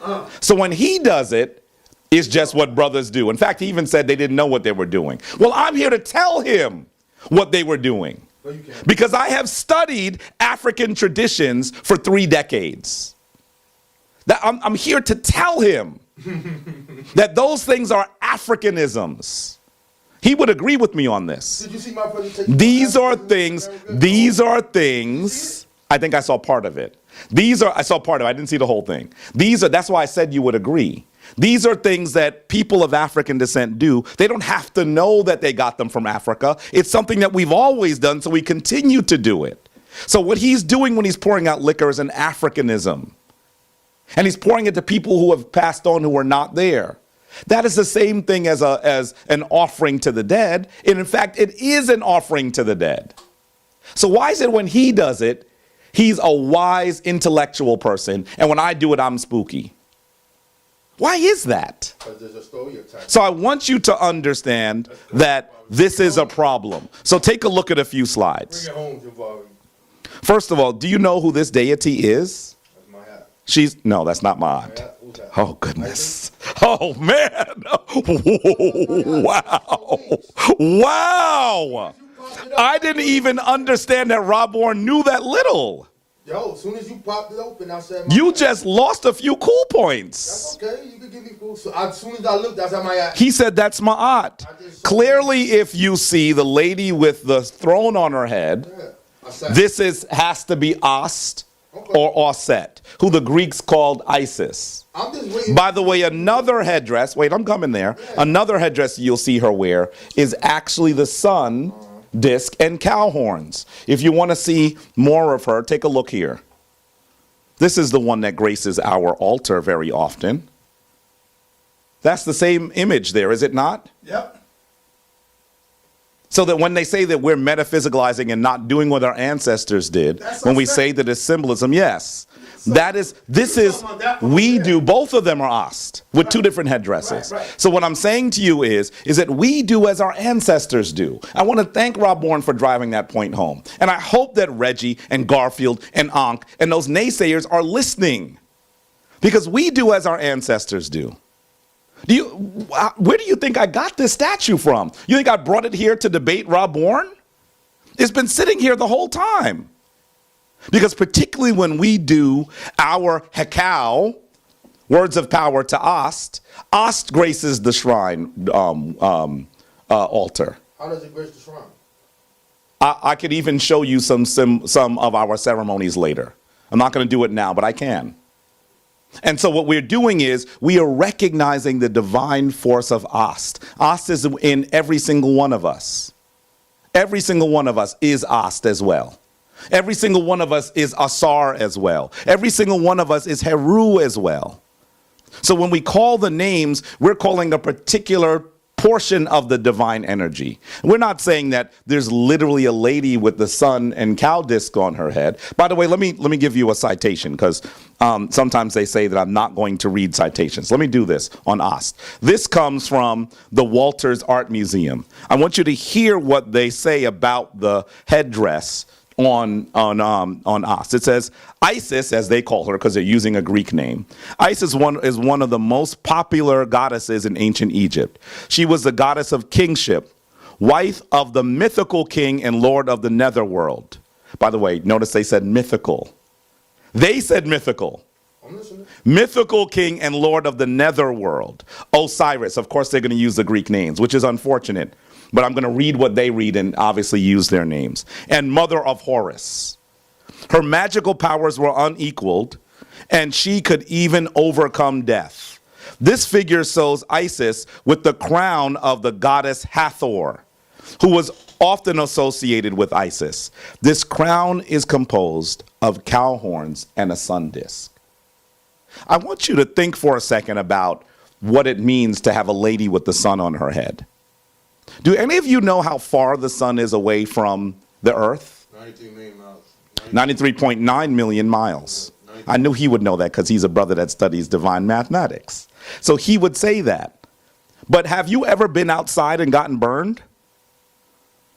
So it's 93 million miles away. Do you know how much does it burn? 8 minutes and 20 seconds. 8 minutes and 20 seconds for the light for the sun to hit the earth. How hot does it burn? About 10,000 degrees Fahrenheit. And that's just the surface, because deeper into the sun, it is even hotter. So I want you to understand that as powerful and as heated as the sun is, clearly if you see someone with the sun on their head, they are talking about symbolism. I agree with you on that. Oh, you agree with me all of a sudden? My whole thing is about... Oh. But I want you to be clear that you are going to see Ast in the afterlife. I'm not saying... Wait a minute. Wait. Wait.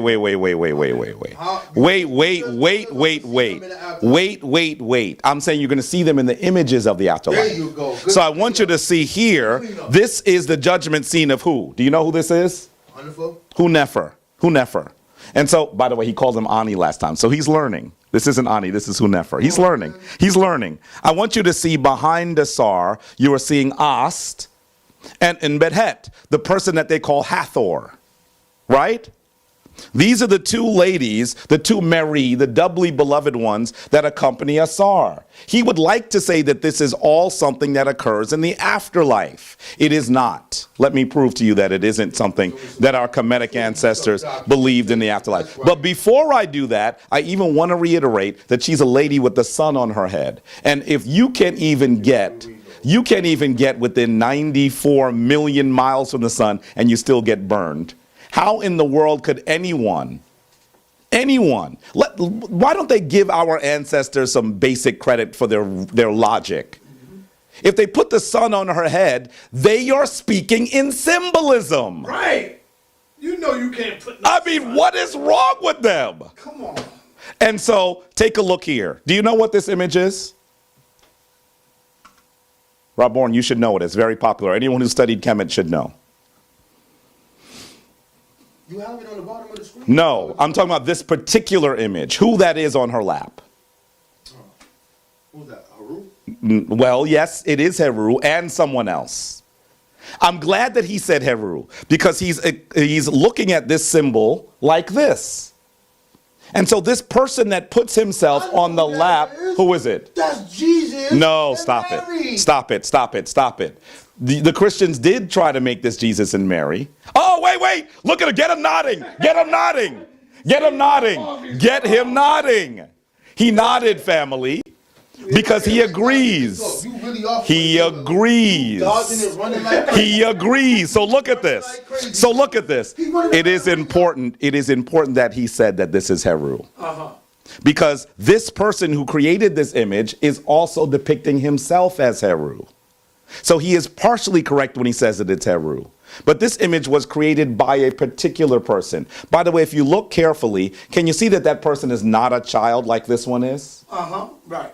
This is an adult on her lap. So you should know, anyone who studied Kemet for any period of time should know that this is an image of Seti the First. Seti the First created this image while he was alive.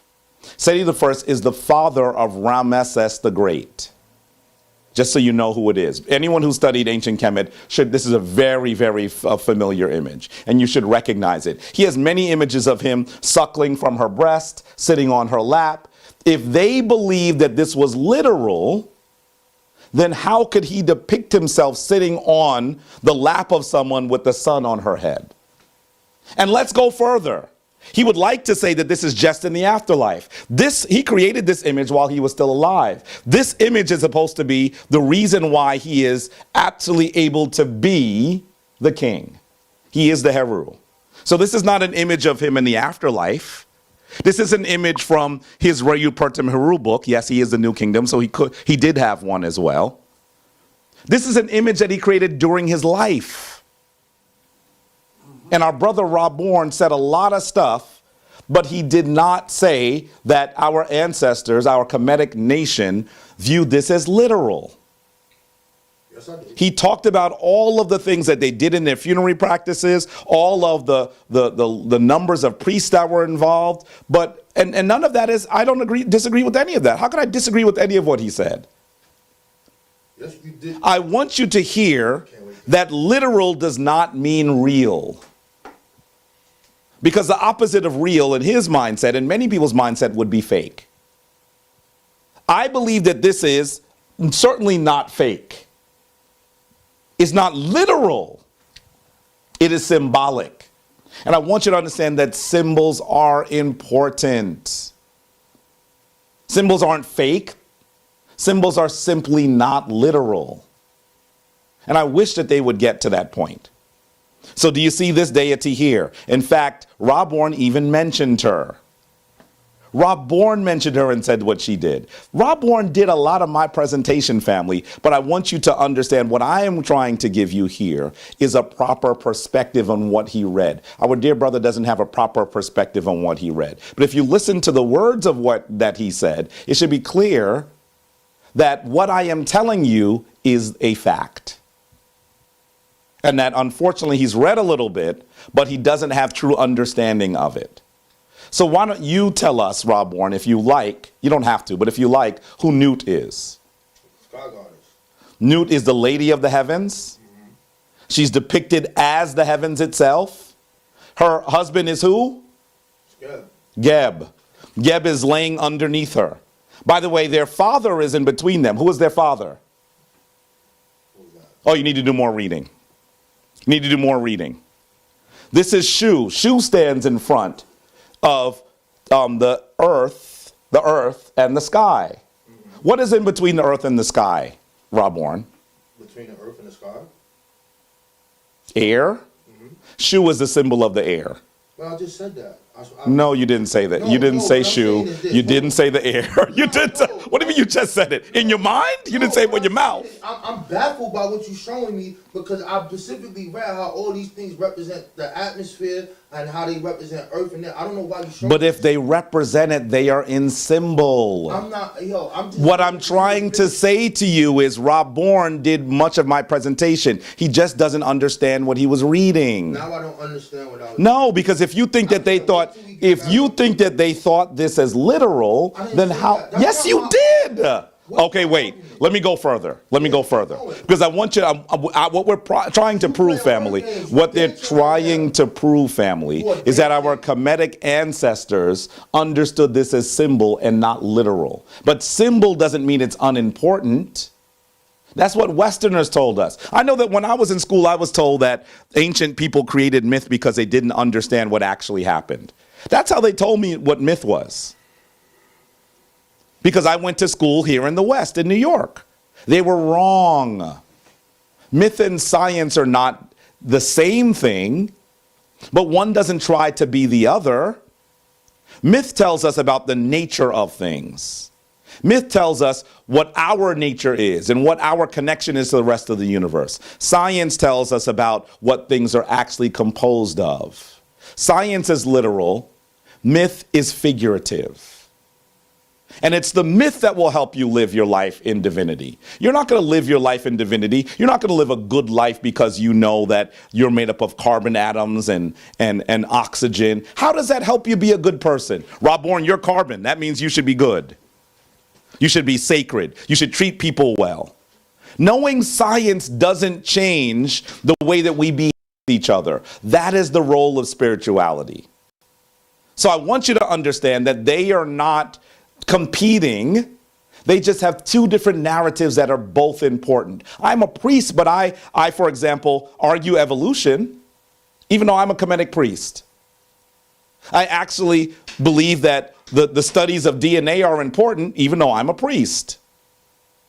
Because science and spirituality are not the same thing. Here's another image of Newt.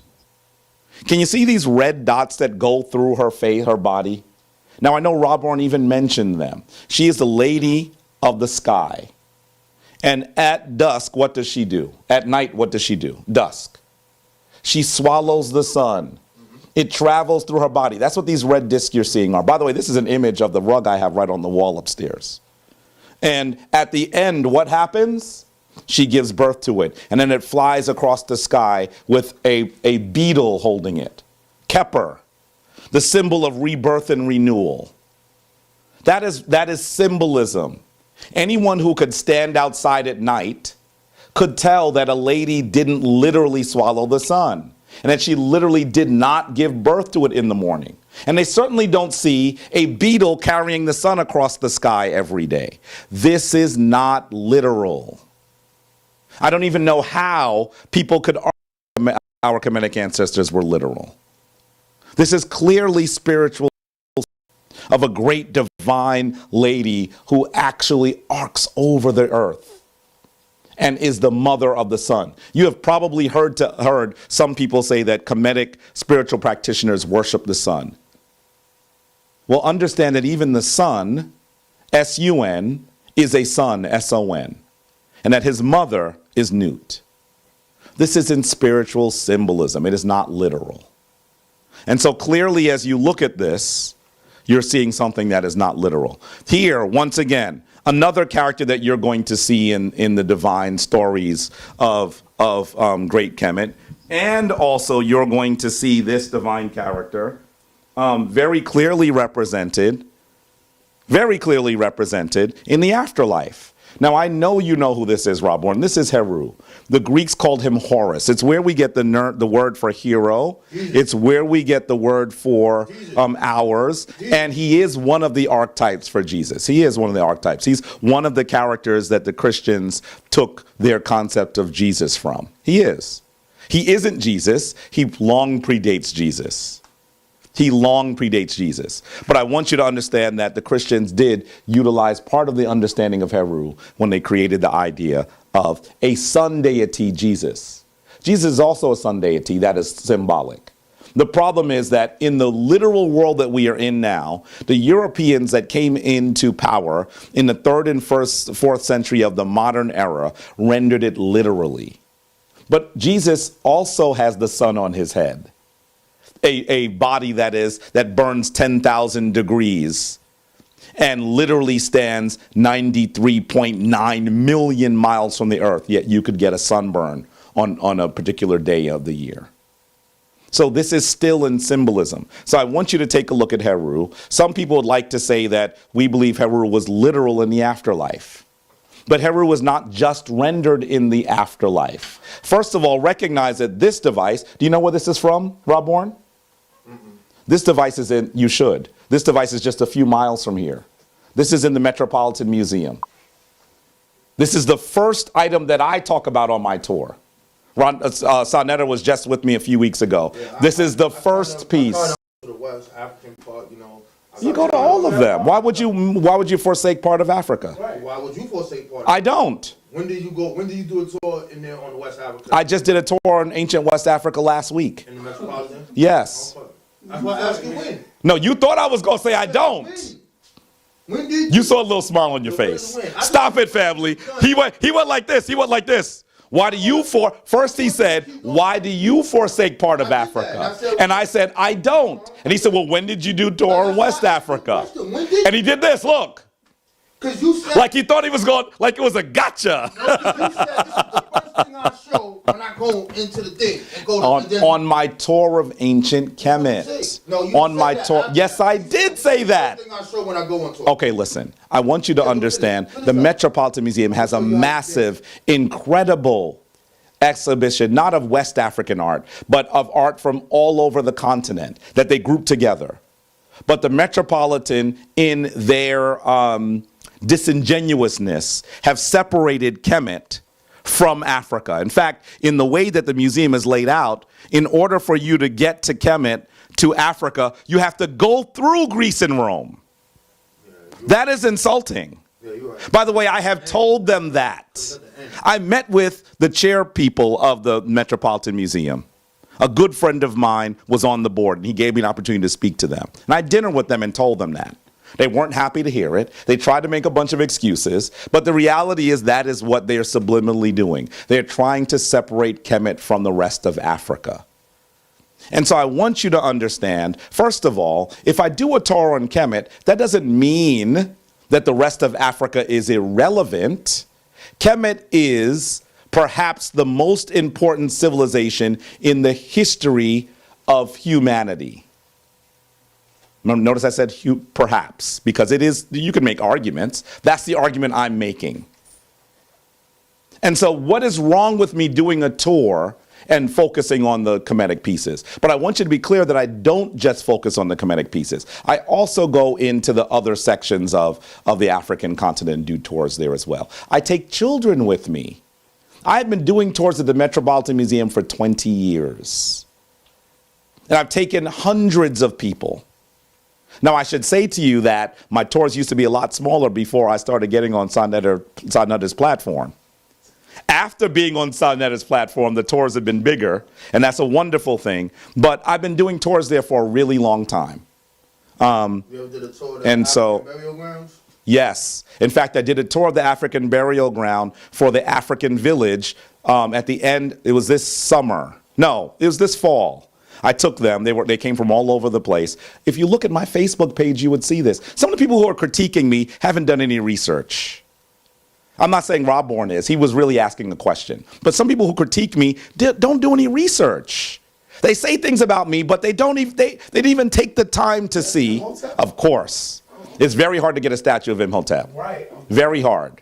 This is hot right So I want you to understand that I took our family to the African burial ground because you should hear that while I'm a Kemetic priest and I have studied ancient Kemet and ancient Africa for a long time, my degree is in Africana studies. So of course I take them. I used to do a tour. In fact, Reggie can confirm this.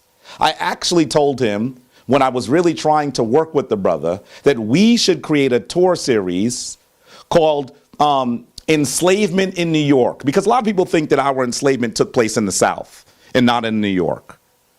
And so I told him about it. He didn't seem very interested. I've been trying to work with that brother for decades. He didn't seem very interested. But I'm now doing that with the African village. So we're going to look at all of the enslavement sites in New York. I don't ignore the story of our most recent ancestors. That's what people think because I'm a Kemetic priest. But why would they think that? When there's the tribute to the ancestors right at the Atlantic Ocean every year, there have been large contingents of Kemetic spiritual practitioners. Just like So obviously, just like True Story you're doing right now, like a tour in New York. I've been doing it for years. If you look at Sanetta's platform, you'll see that I even do tours of Harlem. So if I was just completely and totally enamored with Kemet and ignoring everything else, why would I do that? See, they say things about us and they don't do any research. And that's offensive. If I was saying something about you that was untrue, and I didn't even take the time to ask you, I didn't take the time to look at it, wouldn't you be offended? It's amazing that I don't get angry because they're saying things about me that aren't true. Rob Warren called me today a romanticist. That's what he called me. He said it today. In fact, he also called Sonetta that. What? He ain't called Yes, he did. Yes, he did. So you Yes, he did. Yes, he did. wow, Yes, he did. No, you were talking to him when he said it. He said it right to your face, brother. And he's agreeing he did. He called us both romanticists. But he doesn't recognize that we focus on the story of Africans. Of course I study the focus. Wait a minute. Wait. No, it's my turn. You got to wait. Listen, I want you to hear. Well, you could say it when you come back up. This is what you need to hear. I want you to understand that people who are into African history and culture, we don't just say, let's ignore what happened in other parts of the continent. In fact, I also believe, and I think Rob Bourne might have been surprised to hear me say this when we last sat down, that we need to know more about the rest of the continent and about what happened to us when we were here. Many people are interested in our classical civilization, Kemet. There's nothing wrong with that. Why do they keep throwing shade on us because many people are interested in perhaps the most important civilization that occurred in human history that happens to be an African nation? There's no reason for you to insult people who are doing that.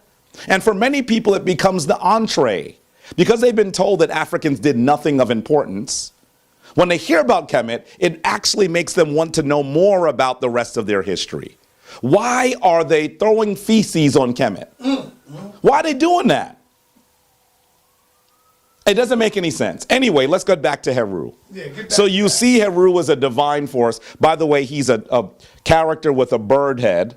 Once again, here's one of the many statues of Heru in this shrine. Why am I showing you these? Because I'm doing two things here. I want to talk about symbolism, and I also want to prove that even though I look at it as symbolism, I do the same things our ancestors did. And because people think, they say those two things about us. First of all, Kemetic practitioners don't do what the ancient people did. And that's not true. And that we're being so symbolic. So here's a statue of Heru. In fact, I have shown you that every year, every day for the past 20 years, I wear Heru on my wrist because Heru guides my actions.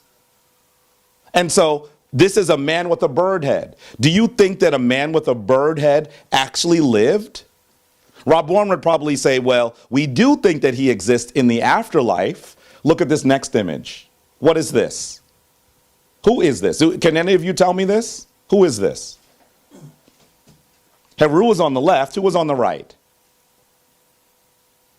Ptah. Nope. No. He has the rounded beak, not a beak, nose going down. Who was that, Rob Bourne? What? Which one? The one on the right. Jehudi and No. He needs to do more research. He needs to do more research. This is Setesh, who some people call Set. His earliest name is likely Setesh. And so you're seeing Heru and Setesh crowning, and I know if you didn't know that was Setesh, you don't know who this is in the middle. This is Ramses III. By the way, who was not related to Ramses II. That's a whole other story. A whole other story. Yeah. But understand that he is perhaps... That's the one that they said on my DNA that I'm connected to, brother. Well, I want you to understand that when Zahi Hawass did some of the studies of Ramses III, they showed that his haplogroup is a very common haplogroup in sub-Saharan Africa. That's a whole other conversation. If you want to know more about that, look at my book, 7 Little White Lies. I detail that information in the book. Okay? So anyway, take a look at Ramses III being crowned by Heru and Set or Setesh. Obviously, this didn't happen when he was dead. He's being crowned. This is when he became king. So these images must be symbolism. Let's go further. Who was this deity? Anpu. Anpu. Sometimes people call him Anubis. That's the Greek version of his name. First of all, you must know that it's symbolism because he is sahufying someone. He is creating a mummy. Look at this statue here. This graces the shrine as well. By the way, this one was hard to get, so I'm really excited about this particular one. This one graces our shrine. If we see Anpu creating someone's, or actually preparing someone's dead body for the afterlife, this happens before they make the journey in the afterlife. So this is not something that should be relegated to strictly the afterlife. And so if it occurs in the time that people can see Anpu, then you know that they were talking about symbolism. But let's go even further. In some tombs, look at what we have found. What are those? Dog heads. They're more than dog heads. What are they? These are masks that priests use to invoke Anpu. So that in this instance, they would be the literal version of Anpu. Obviously, if they were invoking Anpu, then Anpu wasn't a dude walking around with a bird head. Good point. I want you to understand that they understood these were symbols, these were divine energies that you could evoke in yourself. I want to ask Rob Bond, do you Don't ask understand me that anything. part? I understand. I want to get to the point. This is Okay. Do you understand? Nah, man, y'all, this is getting me frustrated now. By the way, Right now. you should, by the way, Rob Ward, you should be frustrated. Put the camera on. Put the camera on there for a second. This whole debate. not a debate. No, this discussion, we having a disagreement, so it is a debate. Okay. I said that the people in Kemet believed that the things in the afterlife was literal. I showed presentation at the present, every single thing that they was doing. They talking about the deceased. This dude is running around now. Who's this? Horus is not real. And look, I don't. I'd say Horus is not real. Look, okay, man, all right. It's not literal. It's a principle. Fine. You can play the word games. Okay, it's not literal. not a word the game. whole point of this, he's supposed to show me. I came here with the text. I came here with translations of this from Egyptologists to show that First these of all, people. wait. No, let me finish, Hold bro. on, Come on, let me man. finish. You've been dancing the whole time. This is why his name's Floyd Mayweather. This is what he just did. Woo! Oh God, he got too many slides. I can't Wait a get minute, around you this. walked, you ran I can't- away from the camera. I can't get around this. He got Come too back many here slides. so they can see you. So he like, Wait. yo, you see, family. What? Don't drop that. I'm not gonna please, drop 'cause that. I ain't it's gonna two violate. pieces. I ain't gonna violate. It's two pieces. so it But could you fall see, apart. family, this is not real. I did not say it wasn't. Okay, it's not literal. I can touch Wait, yes, of course you can. Okay. It's not on the altar. Family, this Who is that? Who not that? literal. This is the symbol of a saw, and we are all a saw. So therefore, they can't think that it was literal because they weren't called it a saw. That is not my argument. What he is supposed to show and prove to us right now is that the depictions. I put up 11 underworld books: the Book of Cal, the Book of Gates, the Book of Order. He don't want to touch that. Wait a We minute. want to go through all the hours. Wait a minute. Let me say Hold on. something. Let me Wait, finish. no. No. Let me finish. I gotta say this. Let me finish. Okay. So, I'm showing you that these people believed in this. I'm showing that they thought that this was gonna happen in the afterlife. What he is supposed to show us is that the afterlife, that stuff is not real to them. No. It's not literal Okay, to them. sit down, It's sit down, all sit down, symbols. sit down, You sit failed down, to sit do down. that. Sit down, sit Where's down. the information? This at? is the You're problem. talking about, man. This is the You know, problem. other stuff. Hold You on a crazy. second. Hold on. Oh, Okay. You danced enough. Let me finish. oh. So let me. Anybody got anything to say?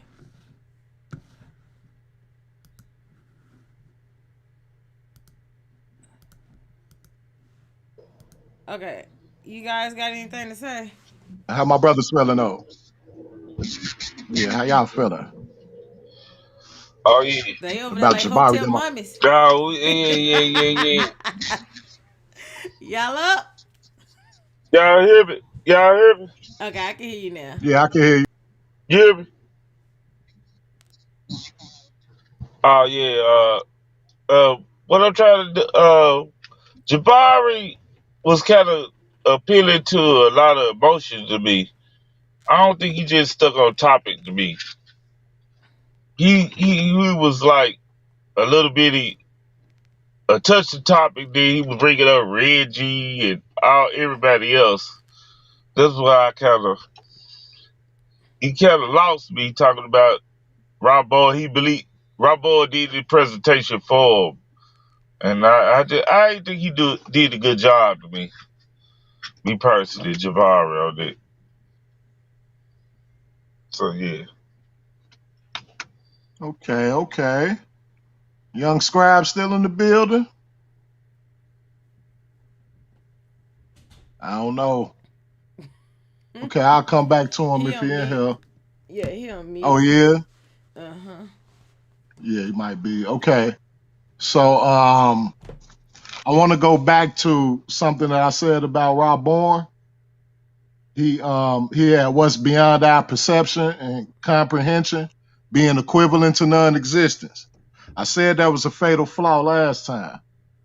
First, I thought that it was about what's quote unquote real and using that as a fatal flaw. But since what's literal is being connected to what's quote unquote tangible, something that we can sense and grasp, then it does put everything that's outside of our ability to perceive and comprehend being symbolic. And if that's the case, if it is a case of being symbolic versus being literal, then I mean, I think I just got swayed by Jabari. He tried to hurt him with the questions, but Rob Bourne didn't go for it. Good job. The one question he did answer hurt him a little bit. Divine symbolism, literally, with three words that were put together. It's kind of interesting way to putting it. Belief in the afterlife, but don't take them literally. Spook God being derogatory, yes it is. Ceremonies that he actually does. I will say that Jabari made a whole lot of great points that were non sequitur. He made a lot of non sequitur points. But in reference to the actual debate, most of them didn't really line up, I must say. They were good to build him being more credible in reference to talking about it. He definitely made it a point to emphasize that he was coming from a perspective of people that actually do it, that live it as a lifestyle. The son's journey is our journey. Everything that he said, I want to put two words together too. Psychological ethnoscience. I said psychological ethnoscience. He made a lot of things be a psychological ethnoscience, where the Neteru would consider aspects of ourselves, those energies or frequencies being aspects of our consciousness, aspects of our psyche. And since the caveat of nothing that we can comprehend and perceive, not being quote unquote real, it being equivalent to being non existent, then he is right in reference to the psycho spiritual, the parapsychological, the metaphysical, everything that's not tangible, in the ways that you're looking at the Neteru. He made a lot of examples of that. I have to say, to me, he has a point due to that same caveat and fatal flaw of making the only things that are real are things that we can perceive, and everything above and beyond what we can perceive not being real. If that's the case, then Jabari hurting him. Them my thoughts. Okay. You want to add anything, Craig? Hey Greg. Yes, sir. Yeah. Only thing I want the only thing I want to say is still this delay though, but that we can't connect. Uh, Only thing I'm saying is these are cultural ideas, and I understand that we try to put it in our times and nowadays. That we go have these, uh, like human beings, right? If another culture called it something else, like whatever their cultural language is, uh, it's gonna be this disconnect. Like I think letters are just an Egyptian thing, and then you try to apply this to everybody in our times. It's gonna be a kind of like this issue. I think they having two different arguments right now, and I kind of think that Jabari kind of was bringing in a lot of people. It was like he was arguing with them people, not per se. He was studying Rob Bowen like that. He wasn't addressing Rob Bowen. That's about the only thing I had an issue with. I feel you. I feel you. Um, yeah, he was definitely arguing for like a lot of my comrades, me being the original Dagger Squad member. He was definitely arguing against those who claim to be Kemetic, but think that it's all quote unquote spooky and try to say that the ancestors, the Kemetic ancestors, were not theistic and didn't take these things to have an importance. There's something else that Jabari said in reference to symbols being important, ideas being important. So it goes back to what's really real. If we just relegate what's real to what's tangible, then yeah, Jabari and Rabon are actually saying the same thing in reference to them believing in something being real or there being sentience and intelligence and power outside of what we could taste, touch, smell, hear, and feel. So again, it's kind of like a double entendre, a caveat. If we're going to say that the only things that are real are things that we can sensibly and physically perceive, then they're both right.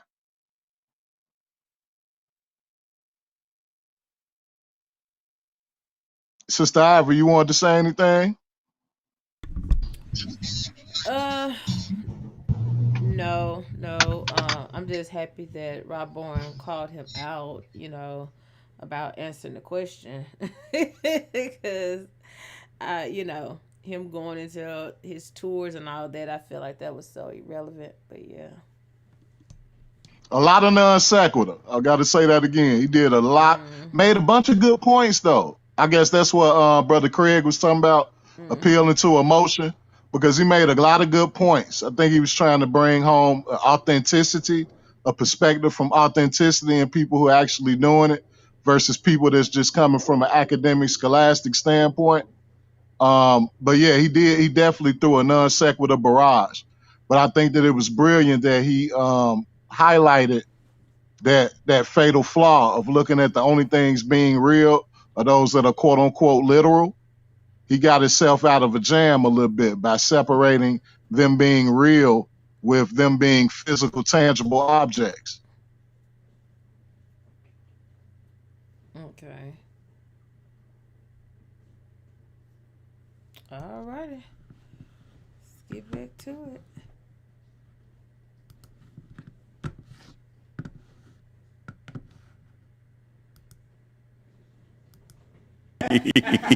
He does look funny doing that. He's hilarious doing that. It's hard to get mad when you see him doing that. First of all, I want you to understand. Wait, stop. I want you to understand that what we are doing is we are showing you. I am showing you exactly what I'm supposed to be. He did not. Calm down. Wait a minute. Listen to what I'm gonna say. How could you disagree if you didn't hear what I'm gonna say?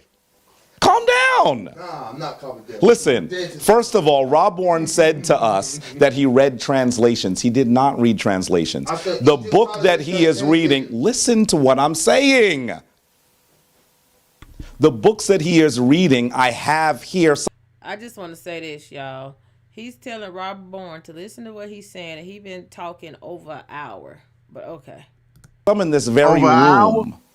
I've probably read them many more times than Rob Bourne has. But I want you to understand what I want you to Stop. What I want you to understand is he read the Egyptologist description of the entire text. He did not read translations. I'm going to read you translations in a moment. So I want to be clear that that's not what he did. Now, I'm not saying that what he did was wrong. I'm just saying he's wrong about what he said he did. And so I definitely agree with him. What I'm saying to you, I don't know why you don't see that this is more about the info. What I want you to understand, listen, stop. You got to have some more discipline. Stop. No, I gotta have discipline. You have to understand that we are talking about whether our Kemetic ancestors, he stood right here and we said it together.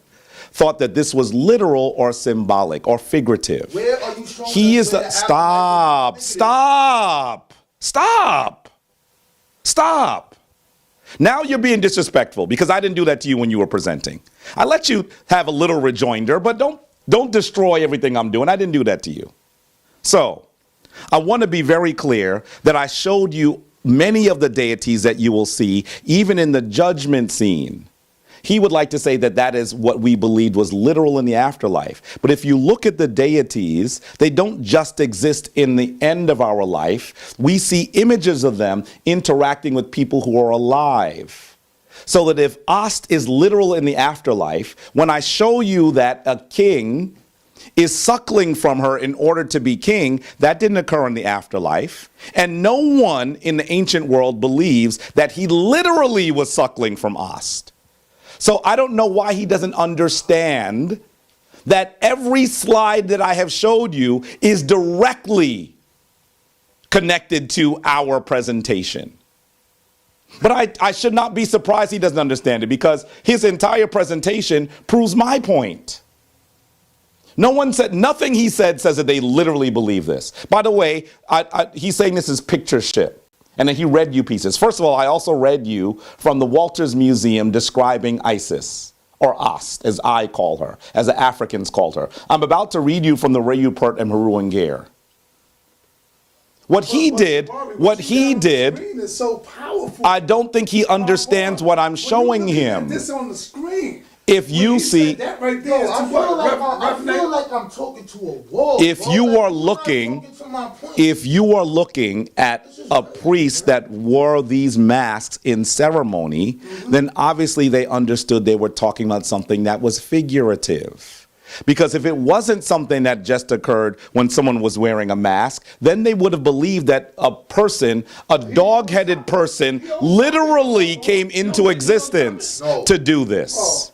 He wants you to talk about what he I don't know. I am talking about what he said. That's what I'm trying to I don't know why he's not hearing it. So listen. Let me finish. By the way, I'm going about as much time as you have, but you've interrupted me a lot. I timed you. Because we was talking. But you're interrupting a lot more. You're interrupting a lot more than I did. So hold on. Let me finish. Okay? You are interrupting more than I did. You have to admit. You have to admit. You can't tell me to hurry up and finish. He's been interrupting me for the whole last 15 minutes. And counting loud and dancing and doing bobbing and weaving. I didn't do any of that. But you're going a little too far, though, is what I'm saying. Because you have to let me finish. I don't have a problem if you have some rejoinders and you want to say a few things. We're two friends having a debate, a disagreement. But just let me get through my stuff so you know what you disagree with. That's what I'm saying. Okay. So when you see these people in ceremonies wearing masks, you should understand that this is them being figurative. This person literally becomes the embodiment of Anpu. Not a literal dog, but he becomes the embodiment of Anpu. By the way, these masks, I know that Rob Warren has looked extensively into West Africa, as I have. These masks look very similar to masks that you would see in other parts of Africa. Look at the holes around them, too. I agree with you. This would probably have had raffia around it. I made the argument that the metal rules were probably matched. I just don't have proof of it. I only have This is the proof! But there's only those two. We don't have the rest of, you know what I mean? We don't have the rest of them. We don't have it. Can I say something I'm not supposed to say on camera? Can I say something I'm not supposed to say on camera? Go ahead. When we do our ceremonies, we do this too. Okay. Why you say that if you're not supposed to say that? Because I want him to understand I'm doing two things up here. Okay, yeah. I'm one, proving that our ancestors understood that this was symbolic, and I'm also showing to you that the Kemetic communities today have really worked hard to do what our ancestors did. And I know he's going to say I'm spooky if he sees me with this mask on. No, I'm not. But I want you to understand that that is what we do. Okay. By the way, look at this. Yeah. Now you are seeing the masks. Where is this? Do you recognize those masks? I think that's not the Masi dude. No, this is Burkina Faso. And by the way, can you see that this one is a fish here? There's a fish on there. No one believes that there's actually a dude with a fish head. Exactly. They are talking in symbolism. This is like the spirit, the energy of these aquatic animals. They're talking in divine symbolisms. Africans do this all the time. Now, I know that those of you online or watching this on YouTube can't see my home. But you should know that Jabari has been collecting African masks from these ceremonies for at least the last 15 years. In fact, if you look here, Sonetta, you'll see a Bobo mask that was actually used in a ceremony. A Bobo mask. This is a Bobo mask, a butterfly spirit mask. That's what this is. Our ancestors worked in spiritual symbolism. Our African family on the continent now still works in spiritual symbolism. If you looked at the underside, I'm not going to try to show it now because it's going to fall off the wall. I'm going to be upset. But if you look at the underside, you're going to see the holes that were so similar to the ones that we saw for Anpu, because this is what we do. By the way, one of the reasons why this mask is here is because it is so similar to this, the winged sun disk that we call the Heru Behudet. Because the Kemetic tradition is very similar. In fact, in some ways, it is one of the origins of the rest of the African traditions. That is what I'm trying to explain. Do you think that this dude wearing a Samsung shirt believes that this guy is literally a guy with a fish head? So that why would you believe, if you see these masks of Anpu, that they believed literally that there was a dude with a jackal head that would appear? It literally destroys your thinking. And so now I want to do this. I want to show you where all of the images of the deities that I showed you are present also in what Rob Bourne would call the afterlife. Take a look at Anpu here, bringing in Hunefer as he prepares to be judged. Anpu is also reading the scale. By the way, family, if you see Anpu standing with Hunefer and also reading the scale, how could he be in the image twice? Symbolism. Symbolism. How can you not see that? By the way, Ma'at is one of the most important images in the image of the Judgment Day. And you'll see that Ma'at here is not even rendered as entirely as a woman. She is the scales. You'll see her as the scales. We even see Heru here, taking Hunefer after his soul is deemed worthy, after he is Makeru, true of voice. He is then taken to Heru's father, Asar. By the way, in front of Asar are the deities that Rob Warren was talking about. Duamutef is here. Here's Duamutef. That's Duamutef. Here, anyone know who this is? You might be tempted to say Heru. It's not Heru. This is Kebsenuf. Kebsenuf. And then back here, can you even tell what animal that is? A monkey. This is a baboon, yeah. And this is Hapi. Okay. And then finally you see Amset. So I want you to understand, I'm doing two things. Once again, we're talking about symbolism, and current day Kemetic practitioners are not doing anything different than what we see our ancestors do. We are talking in symbolism, they are talking in symbolism. They had these devices, we have these devices. They do these ceremonies, we do these ceremonies. In fact, the Shrine of Ma'at is preparing to begin to sahufy people, to literally take their bodies, bury them in natron salt, that's what Rob Bourne was talking about, and actually prepare them for the afterlife.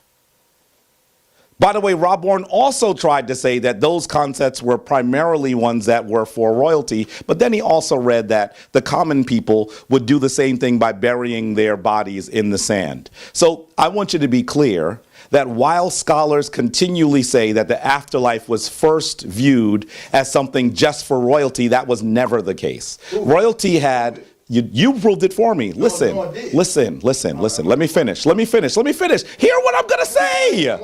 But I don't want you to just be quiet. I want you to hear what I'm saying so we can have a conversation about it. So, from the earliest period of time, we see the king undergoing very expensive sahuification, mummification.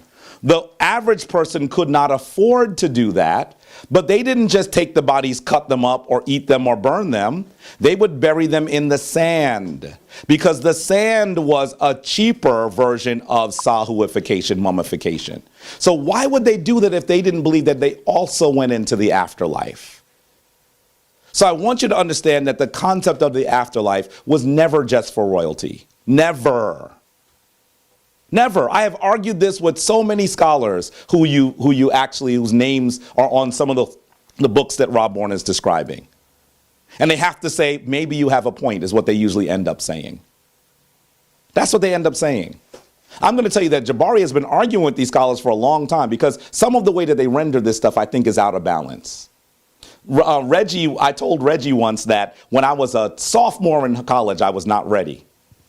I heard Martin Bernal, yes, that Martin Bernal, say something I disagreed with, and I challenged him to a debate. Martin Bernal did he clean my clock, son? Mm-hmm. It was so bad that my friends afterwards was like, dude, you okay? Martin Bernal tore me a new one.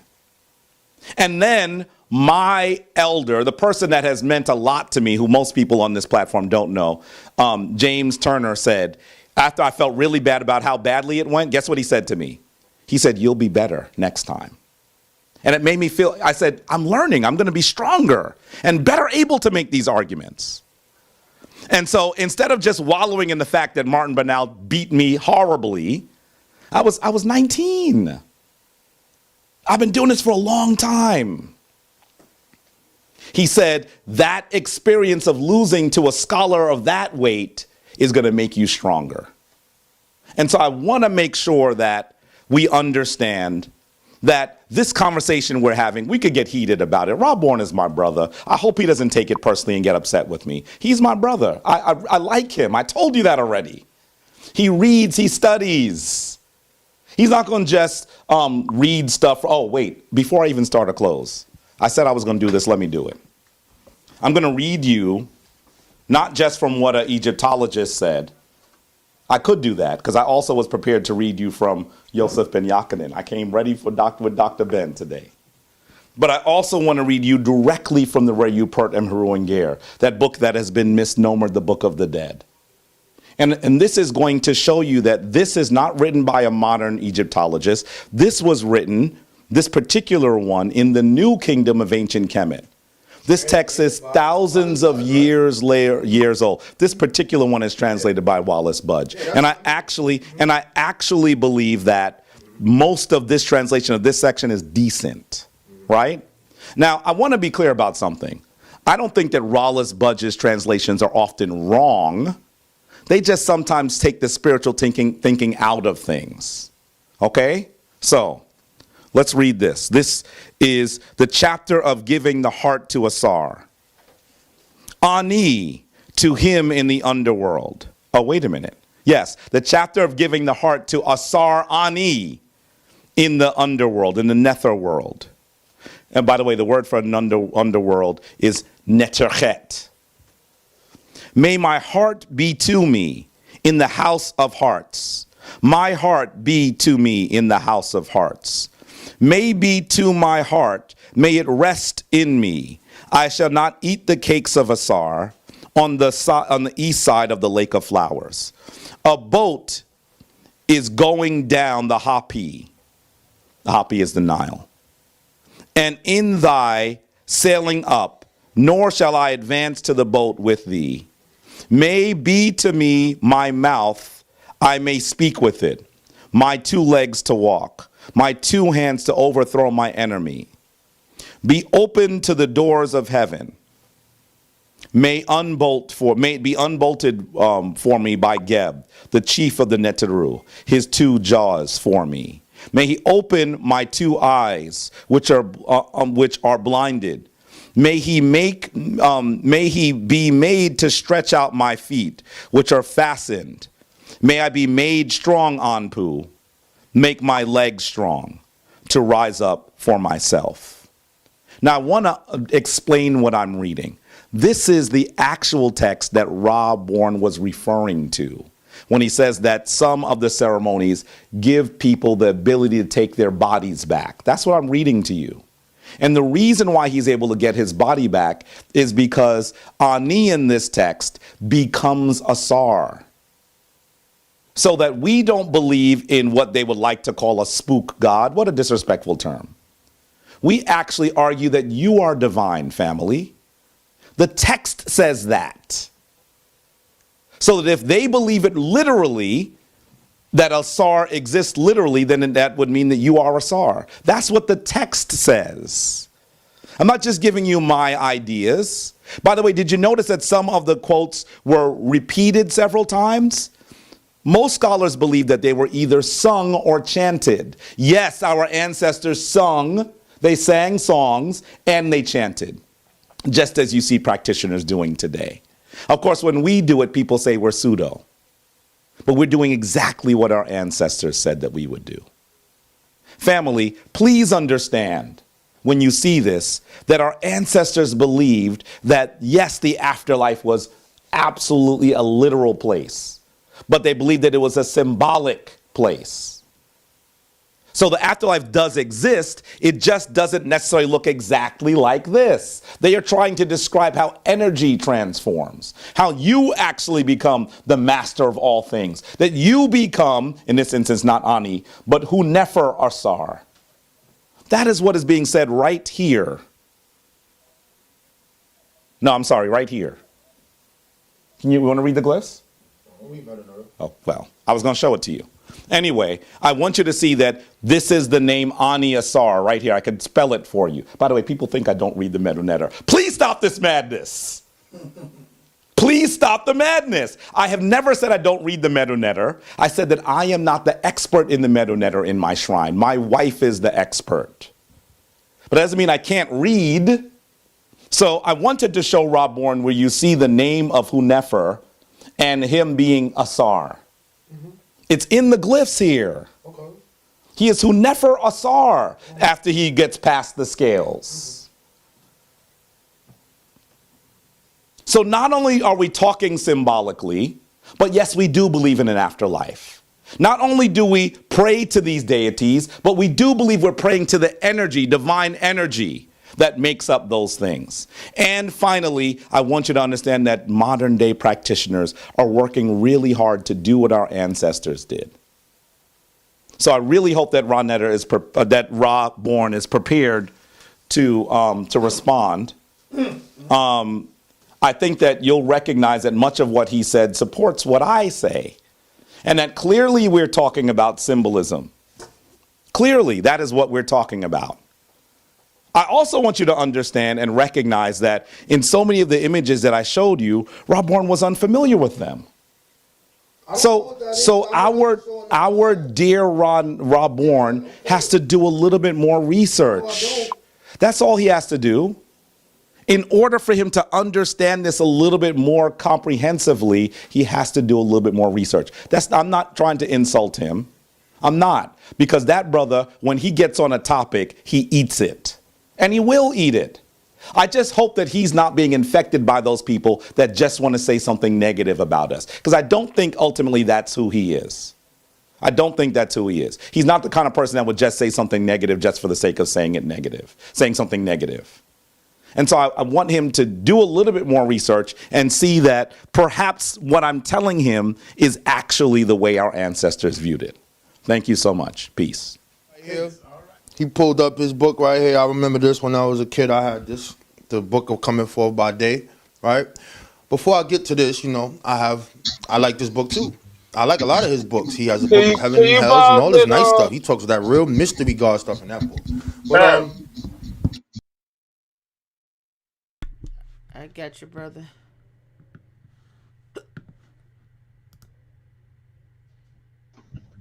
Interesting.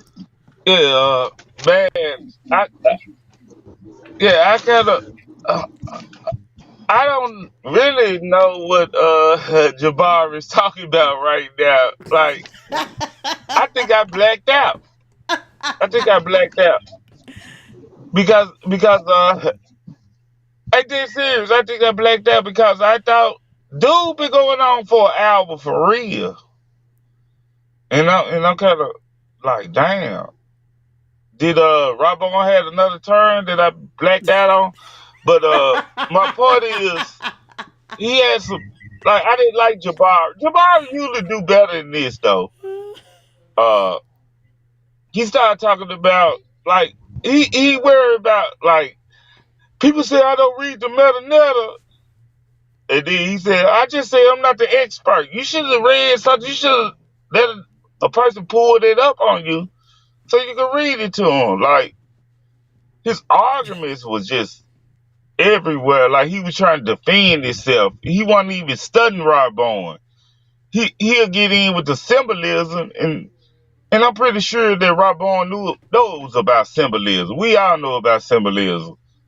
It just became a weird argument. I think he kind of wasted Jabbar kind of wasted his a good argument. You know what I'm saying? That's all I'm saying. It was kind of Mm-hmm. strange to me. We gonna get to Rob Bowen, but by time, shit. Yeah, I agree, man. That was long as hell. Sister Ivory, what you thinking? I was over here like a hotel mummy. I was trying to stay up. I was resurrected like Jesus Christ after a while. So I mean, are y'all trying to tell me y'all was on here like mummies are alive? We are the mummies. So now we done turned to the Greg, post debate mummies, huh? Greg, I did doze off. Greg, Greg, I ain't gonna lie. I dozed off for probably about We are the 3 minutes, mummies. and I thought I missed Rob on whole part. I thought I missed Rob on whole part. No lie. I'm gonna be honest, man. I definitely did look up one time. I'm like, oh wait, I missed Rabon. Where's my notes? I swear, I ain't gonna lie to you. Like, I definitely did. I wasn't gonna say that because I'm kind of rolling with Jabari though, for real, man. Like this has nothing to do with my personal opinion. I promise you.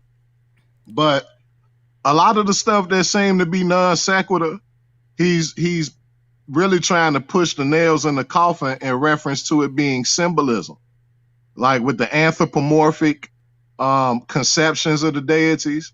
Like they ain't really think that it was these humanoid bodies with different animal heads walking around, you feel me?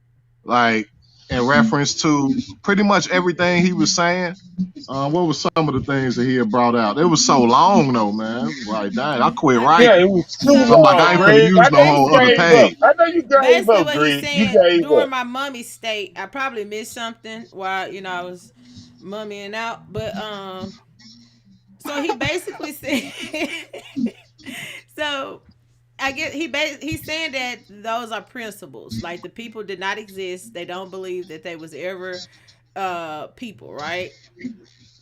But he also Tangible. said, yeah, they're not tangible. But he said he praying to the spirit of those individuals. Like, okay, so if it never exists, it was never tangible. How can you pray to a spirit or something that never existed? You know what I'm saying? I understand like praying to your ancestors because they really existed. That DNA live on. But this whole principle thing, I don't know. I'm kind of confused of how is he praying to that spirit if it never existed. Well, I think his Man, that argument is man. that something something cannot be physical and still be real. I kind of think it goes down to ideas and frequencies and principles having a realistic existence, a subjective existence, also being in existence instead of existence only being relegated to objects. And pretty much And everything I he was just like, saying, huh? now, Greg, I just like that he brought up the mask, right? The mask analogy. I just didn't like that. Like, do you think they walked around with dog heads or jackal heads? I just didn't. I don't know, I No. man. think those people are Jabari just went on imitating point to me. something. If they still doing it today, they are imitating something that they seen. Now, this whole principle, like Yeah. I don't. The grown people playing dress up. Maybe today is kind of foolish to me, but back then I guess it makes sense. But it's not making sense. It's not adding up to me. Who you talking Kind of. about wearing the dog heads? Who wear dog heads? Nobody wear no I dog mean, masks, you jackal kind of masks proving today. Jabari's point by saying that, brother Craig, because you don't Yeah. see them just wearing dog heads all the time, right?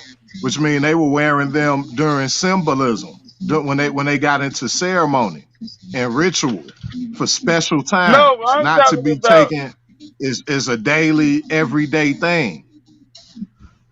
I You know No, what that's I'm think not that what saying? that's mask not what was Richard Craig was I think saying. that mask was just a solo thing. We don't have a evidence of Egyptian wearing masks like that. Like me personally, right? Oh, Yeah, yeah.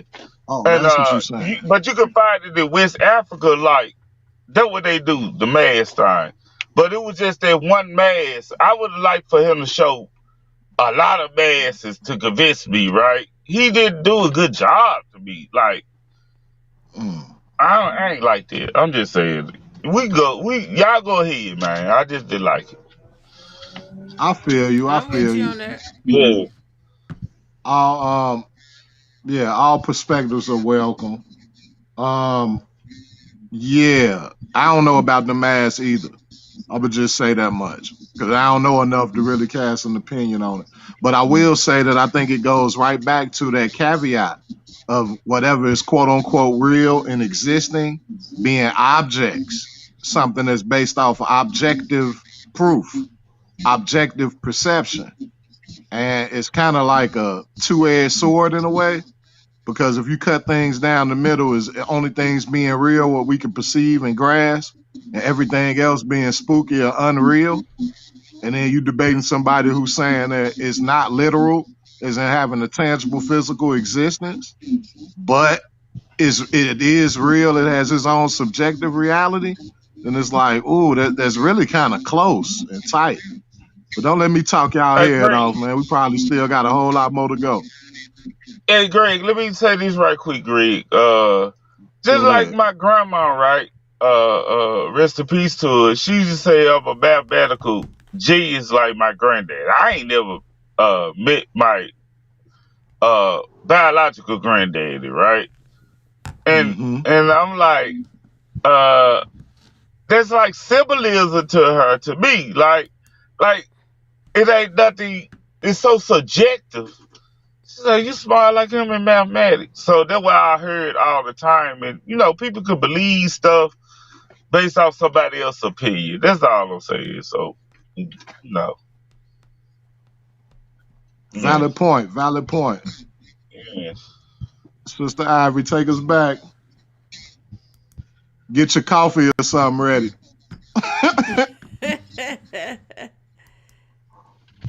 By the way, you know who made that cover? No. Baba Heru. Let him go, Really? man. Yes.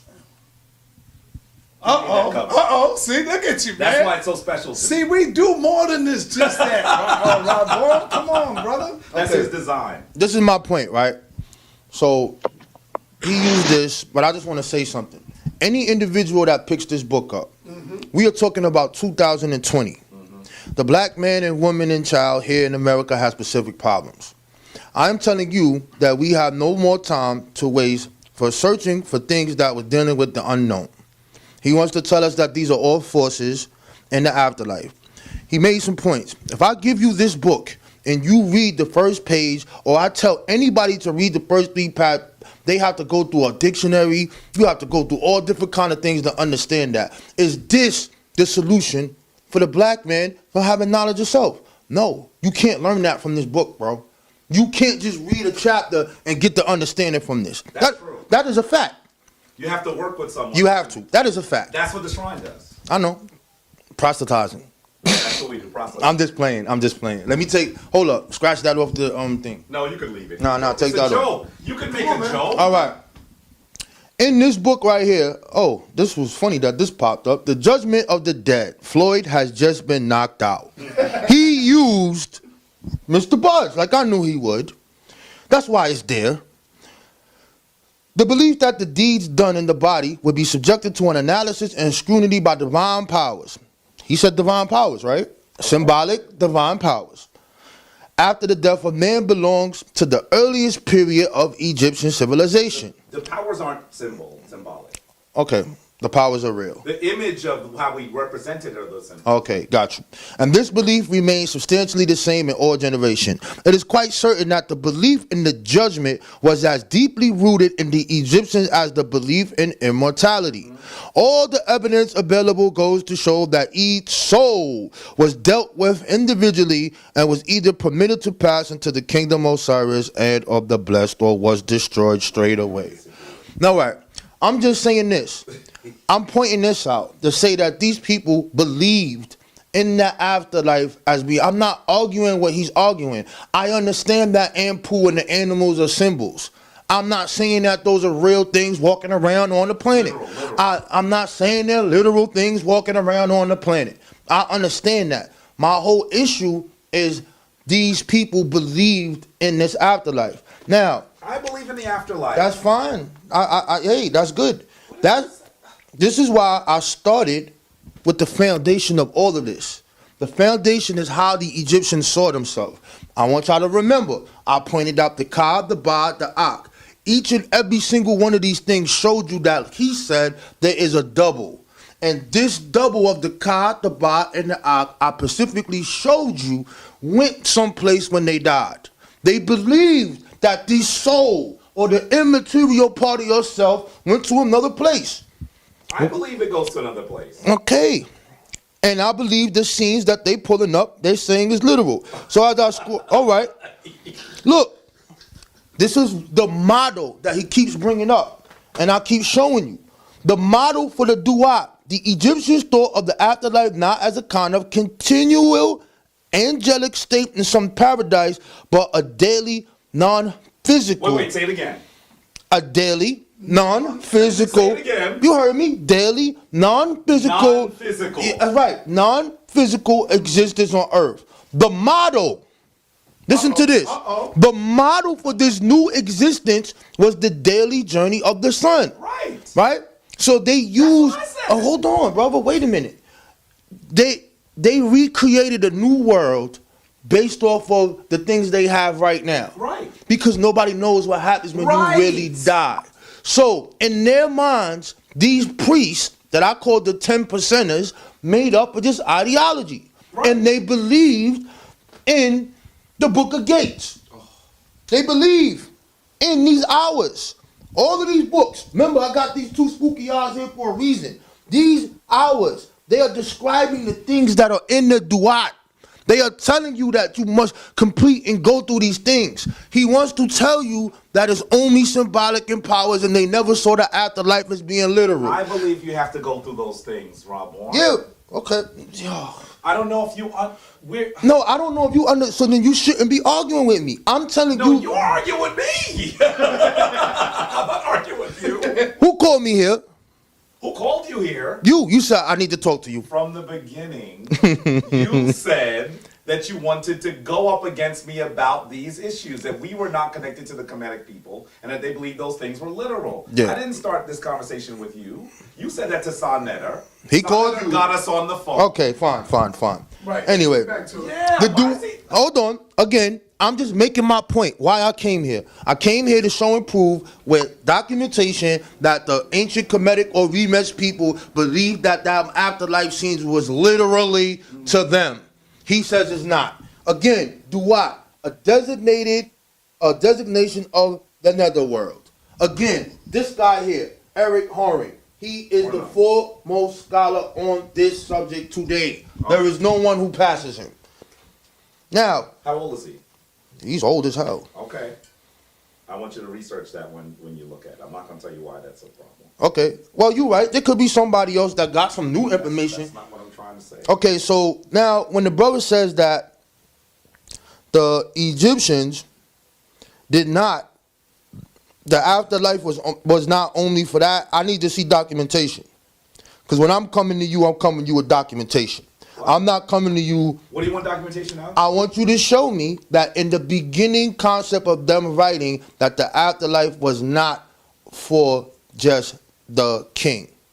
Because in the pyramid text, they are describing the king who is going through this, not the average, the person. Okay. We'll have a conversation about it. Well, we can build with that. But again, I'm just rehashing this, y'all. That's fair. That's fair. Yeah, I'm just rehashing this. When I'm coming to talk, I'm coming with points. Belief in the afterlife is among the fundamental concepts of Egypt. Let's scroll down here. These practices underwent continuous development into Roman times. That the afterlife was of prominent importance for the Egyptians can be seen from the number of richly furnished tombs found in the Nile Valley and the most expensive remains preserved from ancient Egypt. In fact, the Egyptians invested a large portion of their wealth in the afterlife, more than any other culture in the world. What I mean by that is Jabari brought up that we in America spend billions on that. Yeah, we spent billions on that, but these people were doing something different. They was writing books about what happens when you die. They was building temples. They was building tombs to these specific kings. You must understand that they thought that the king was the reflection of God. You must understand this. Am I lying, Jabari? You just don't understand. Okay, so king wasn't, all right. He was I'll explain it to you. I'll explain it. Okay. So the afterlife was a luxury, a commodity, which only the king and the elite could afford for the royal household and the higher officials. Anyway, this makes... wait. Only could what? Afford. Afford? Uh-huh. Okay. For the royal household and the higher officials. The highest vows in life were the favor of the king and the happy afterlife. In the Egyptian conception, people were as unequal in the afterlife as in earthly life, and existing documents disclose no interest in what happened to ordinary people after death. If you disagree with Rob or what I am saying, from the Oxford Ancient Egyptian Volume 1 Encyclopedia come with the information. Let me see it. If you're not doing that, that's why I get frustrated. I'd be like, yo, I just want to see it. Show and prove. You know what I'm saying? That's all. So, because I got to go soon. So, this right here, actually, I got to leave real quick. Yeah, so let's just talk. I want to get this lector priest. Again, I want to show you. Here's another person. Emily Teller. Get the book, y'all. Teeter. Oh, I'm being fast. Emily Teeter, get the book. Cambridge. You know. Lectors were an important part of the funeral service as they were responsible for reciting the spells that guided the soul of the deceased from the time of death to its transition to an ark. I need to read this again. I need to, because we need to get this straight. The point that I'm trying to make to you is that the ancient Kemetic or Remex people believed that what they depicted in the afterlife was literal to them. That's not what that says. I am telling you that, listen, hold on. I just said that prior. When I broke down the Ka, the Ba, and the Ak. All this is reinforcing it. What it's saying is that they recited the spells that guided the soul of the deceased from the time of death to his transition to an Ak, transfigured spirit. And Dynasty 6 tomb. Hold on, brother, listen. Again, I haven't seen you, all your stuff. I don't know if you teach on the Book of Gates. I don't know if you did a video on the I Am Duat. Have you did that? If you did, I need to know. So if you break them hours down, I want you to go through the hours of the Duat and you tell me what's big that these people didn't believe in this. That's all you got to do. I didn't say they didn't believe in it. I believe in it. No, they didn't believe in it. Literally. Okay. Anyway, I'm really done. I just wanted to make sure. Hold on. I just wanted to make, because I got to remember, because you were saying a lot of little slick stuff. I want to make sure that people understand when I say something, I'm coming with information and show you where I got it from. I'm not going to put a picture on the screen. That's a picture on the screen. It is a picture on the screen, but it's coming from a book, and it's coming from the book that was prior. I'm going to show you. I'm not going to just tell y'all. Now, let me tell you something right now. I'd have to let you know before I get this to the brother. I am the God. I do not believe in no afterlife. I do not believe in no magical stuff. The ancient Cometians, I can also show them dealing with magic, talking to the dead. I can show them being the founders of necromancy, or what you call it. Yes, I can. No, you can't. It's in the book. Stop. You ready? What you want? Necromancy? Let's go. What is necromancy? Let's go. Put it there. Put it there. Put it there. Put it there. Hold that. What's necromancy? Let's go. What's necromancy? Fortune telling. Okay, but I don't believe. So I'm not gonna. Well, you don't have to believe in it. It's not necessary for you to believe in it. Okay. Okay. What you want to So I want to show you an image. We don't like looking at the dead bodies, man. I don't have a problem looking at the dead bodies. I want you to see this image. So you want me to look at This image is actually an image of a burial that is pre-dynastic. This is before Kemet was a unified kingdom of two lands. And this is not a royal burial. This is an average person's burial. Do you notice that they are put together in the fetal position, and they have objects that were important to them, in fact, also objects that will help them live into the afterlife along with them. This is before the before the Merkuti text, before the pyramid text. So what I'm trying to say, he asked me to prove it to him. I want you to understand that from the earliest times, before Kemet existed, the African believed that there was an afterlife. Yes. But he's saying yes now. But what he was arguing let me finish, listen. What he was arguing was that in the beginning of the Kemetic period, it was just for the kings. Well, if it's just for the kings, then why does this average person have a burial that's preparing them for the afterlife even before there were kings? So I want you to understand that even when Western scholars say that, it is actually a really poor analysis. And you have to understand, I argue with them about it, Rob Warren. Because I think that sometimes, hear me for a second, hear me for a quick second. I think that sometimes when they look at African civilizations and our ancient civilizations, a lot of what they say is right, but some of what they say becomes so literal that it's off base. And so I end up arguing with them about it. I don't want to say their names, because if I say their names, then they're not going to argue with me anymore, right? I would rather try to influence what's being said about us. So I argue with them, and I can say it about Martin Bernal because he's not here anymore, but I argue with them. So I'm trying to get people to look at this a little bit differently. For you to say that the kings, don't do it now, because if you do it now, that only the royalty could go to the afterlife, then why is it that we see from the earliest times all the way up to the end of the Kemetic period that average people had burials that were oriented to them making a successful journey in the afterlife? Now let me say this last piece on this point. Let me say that, of course, the kings and royalty and wealthy people had more money and resources to have more magnificent burials. That is a fact that they did. In fact, even today, if you look at the burial of very wealthy people in the United States, they're going to be different than the burials of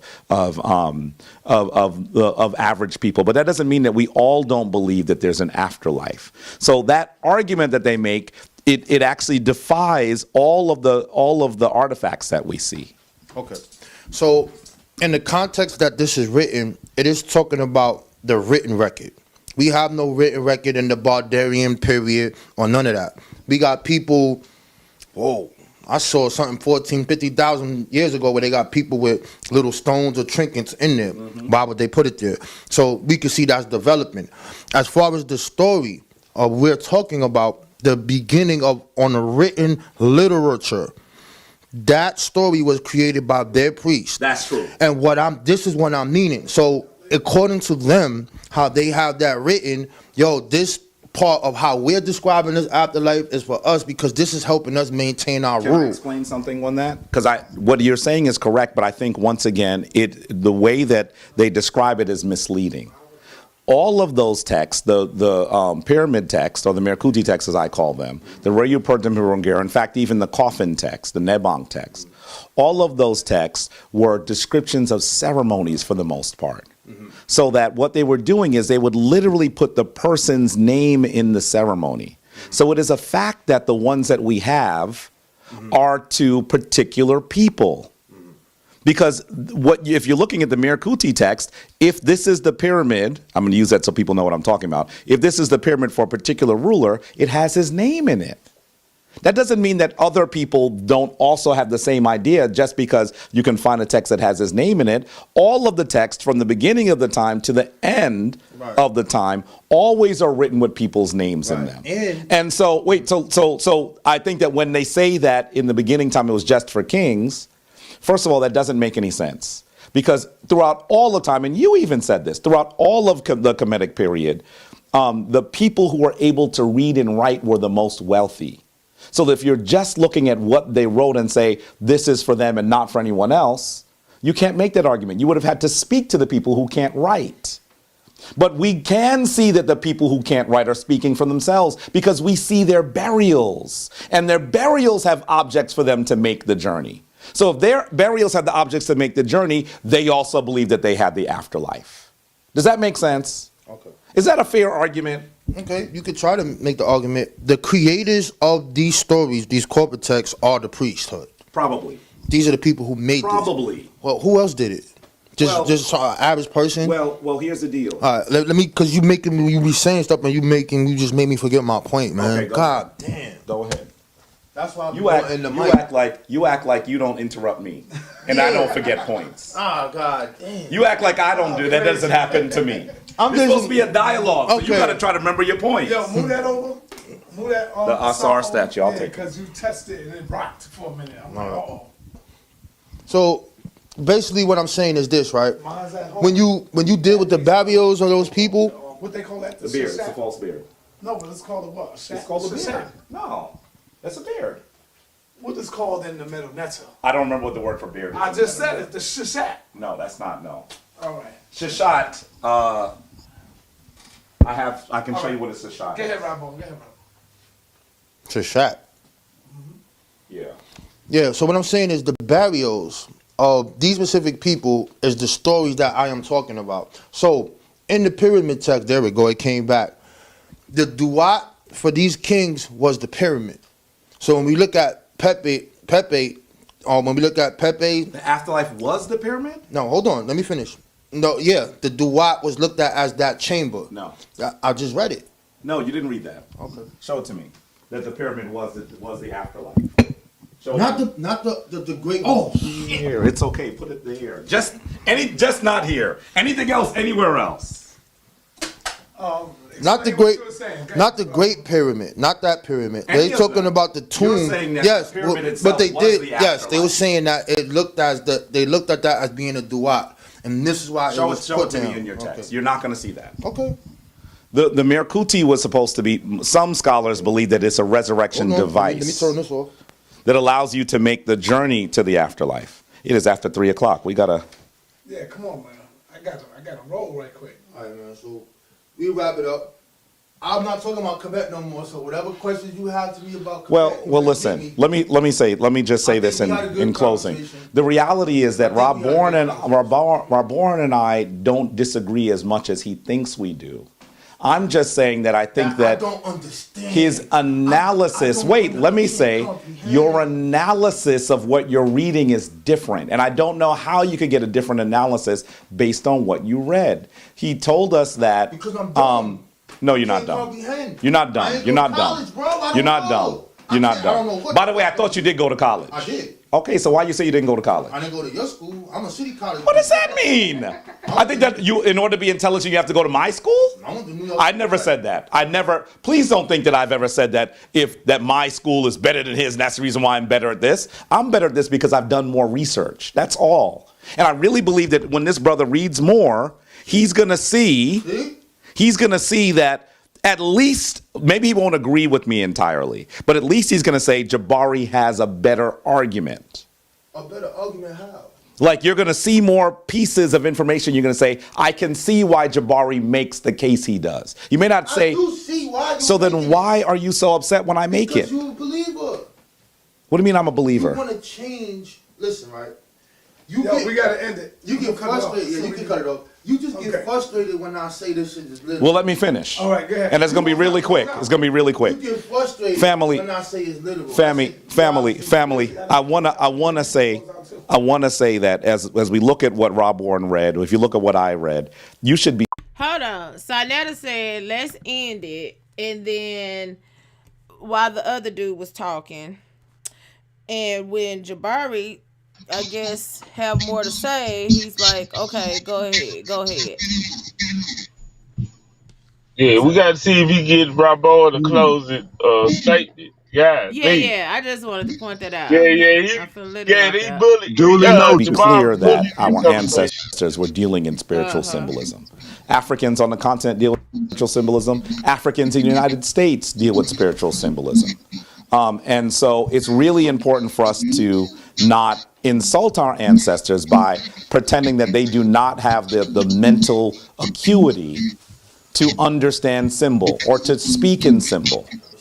And so when we look at the artifacts, when we look at what they actually wrote themselves, not what Egyptologists said, not that I disagree with what Rob Horn read, but when we look at what they said, one, I want you to understand that we were dealing with symbolism in the ancient world, we're dealing with symbolism now, and I also want you to understand that in terms of what Kemetic spiritual practitioners do today, we really work hard to try to do things that are authentic to what our African ancestors did thousands of years ago. Pause. Is it Hey, exactly the pause. same? It can't Is be, that because we're talking background about noise from the something that video? happened thousands of years ago.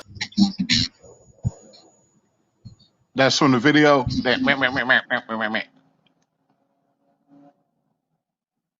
In the desert. So at the first time that I stand here with lights on, you know that I'm doing something different. I'm talking to you on YouTube. Our ancestors didn't have YouTube. So clearly we're doing some things that are different. But the question is not whether they're different. The question is, do they fit into the cosmogony of our ancient African people? That's the question that you have to ask. And I would argue that practitioners are exactly doing that today. So thank you for a spirited conversation. I think that we'll continue it at some point, maybe not on air. We'll continue to have these conversations as we move forward. And hopefully, I will invite Rob Warren. If he wants to come, he can. Some of the ceremonies that he's talking about, I actually do. We actually do the ceremonies that he's talking about.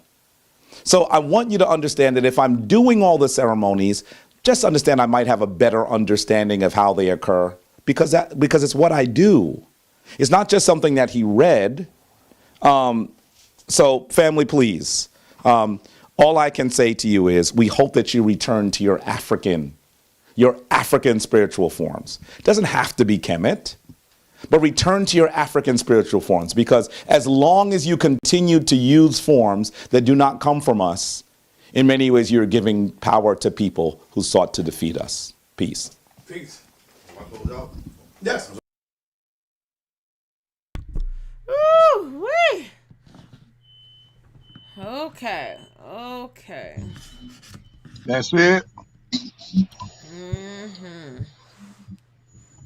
Whew. Man. We made it, y'all. He said we made it, y'all. We made it. I almost said some praise, Hey, man, but they would have thought it was blaspheming. I swear, I almost went church. But yeah, but so what y'all think? Who I y'all want to think roast won and somebody right why? quick, And who you Greg. think should have won and why? Greg, I want to roast somebody before we get into this. Oh, Go do your ahead. thing, please, dude. I want to roast Young Scribe because he the one who made us go through this, and he know where to be found. We gonna double team him, Greg. We gonna beat him up on this. Bet him up. We gonna beat him up. He bailed out on us. He left us hanging. I don't think Yeah, we double teamed anybody in years, man. It's about time. yeah, we got to get him, man. He supposed to be right here with us, man. He ain't tell us goodbye or he had to do something. He ain't tell us nothing. He just disappeared. Yeah. Facts. But yeah, though, Ratchet Craig. Oh yeah, man. You can roast anybody you What's up, want bro? to. You hear me? Heretical discussions fashion, man. We all you got the right to roast on this show right here, man. We need that flavor. But yeah, though, who you think Yeah, won yeah. and why? And who you think shoulda, coulda won? Coulda, woulda, shoulda won and why? I didn't like this debate. I'm gonna tell you, I ain't like it because they was arguing two discussion, and I think Jabbar was trying to prove himself, like his manhood. I think he would get a lot of flames from a lot of people, and he making arguments that Rabon wasn't making.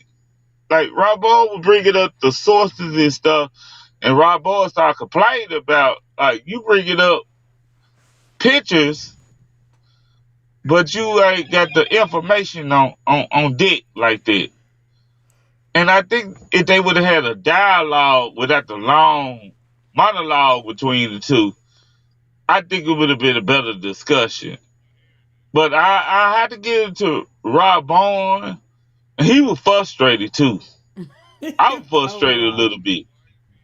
So I give it to Rob Bond just on that.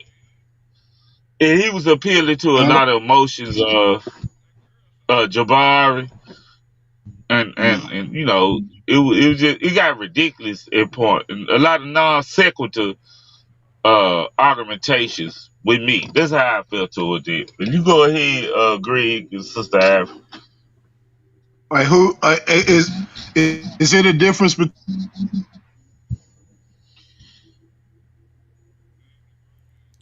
Hey Greg, he must have Greg a phone Greg call. froze up on me. the person who and the person who Greg, you Hey, you break it up a breaking little up, bit, Greg? Greg.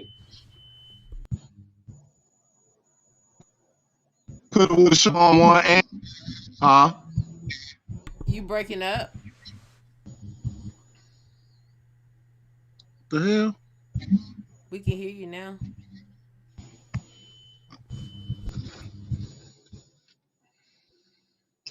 Get all that data on your phone. You need to erase some of that shit, man.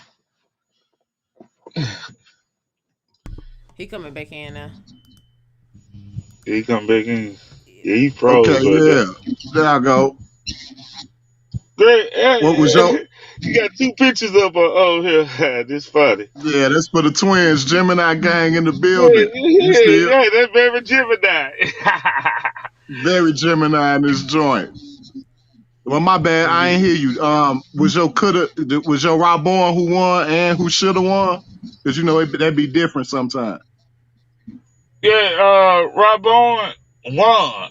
Like, Yep. I can't say who should have won because what's the name was spotting too much. Like, I think Jabari is a better debater. Right? Don't get it wrong. Like, if I had to put my money on something, I'd put it on Jabari.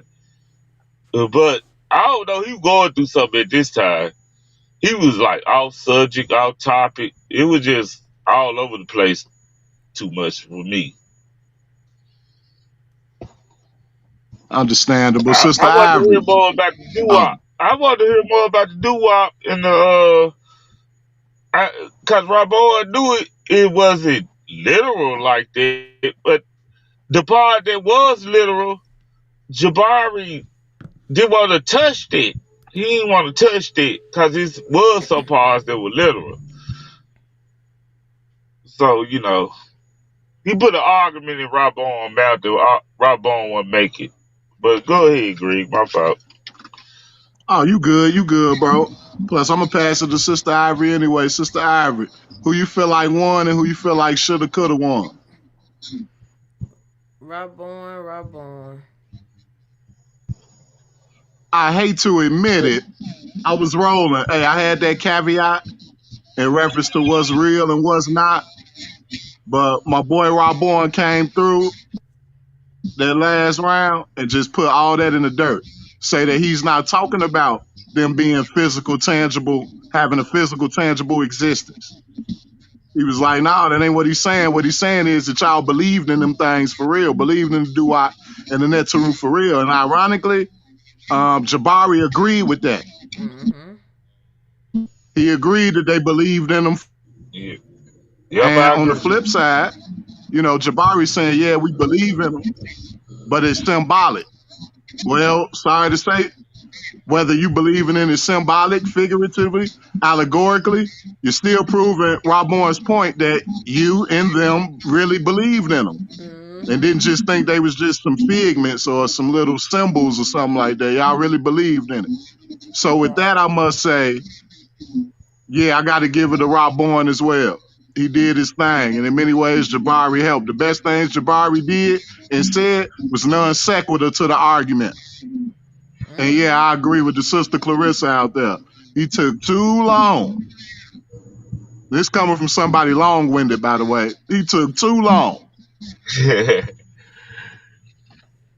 What's your final thoughts, Craig? Uh, I I'm just happy to be on the show with y'all today. You know what I'm saying? And thanks for the invite, Greg. And hopefully we can do this again. And of course, Sister Ivory, you know what's up. We gonna do this again, Greg. We gotta beat up on Andrew too. But Yes, shouts sir. out to everybody out there, you know what I'm saying, that was listening today. The chat room was kind of crunk on YouTube. I was trolled a little bit, so uh, you know, it is what it is. But we gotta do more things. We gotta do more things. All us. We gonna get together, brother Greg. Yes, sir. You Yes, go sir. ahead. Sister Ivy, Uh-huh. how you feeling? I'm feeling great. I'm feeling great. Oh, and something else I like to add, and I'm done. Jabari admitted that the text is the way that they was explaining is misleading. I just thought that that was kind of like a deal breaker for me also. Hmm, good point. I do remember him doing that, but I didn't even think about it like that. You got a good point.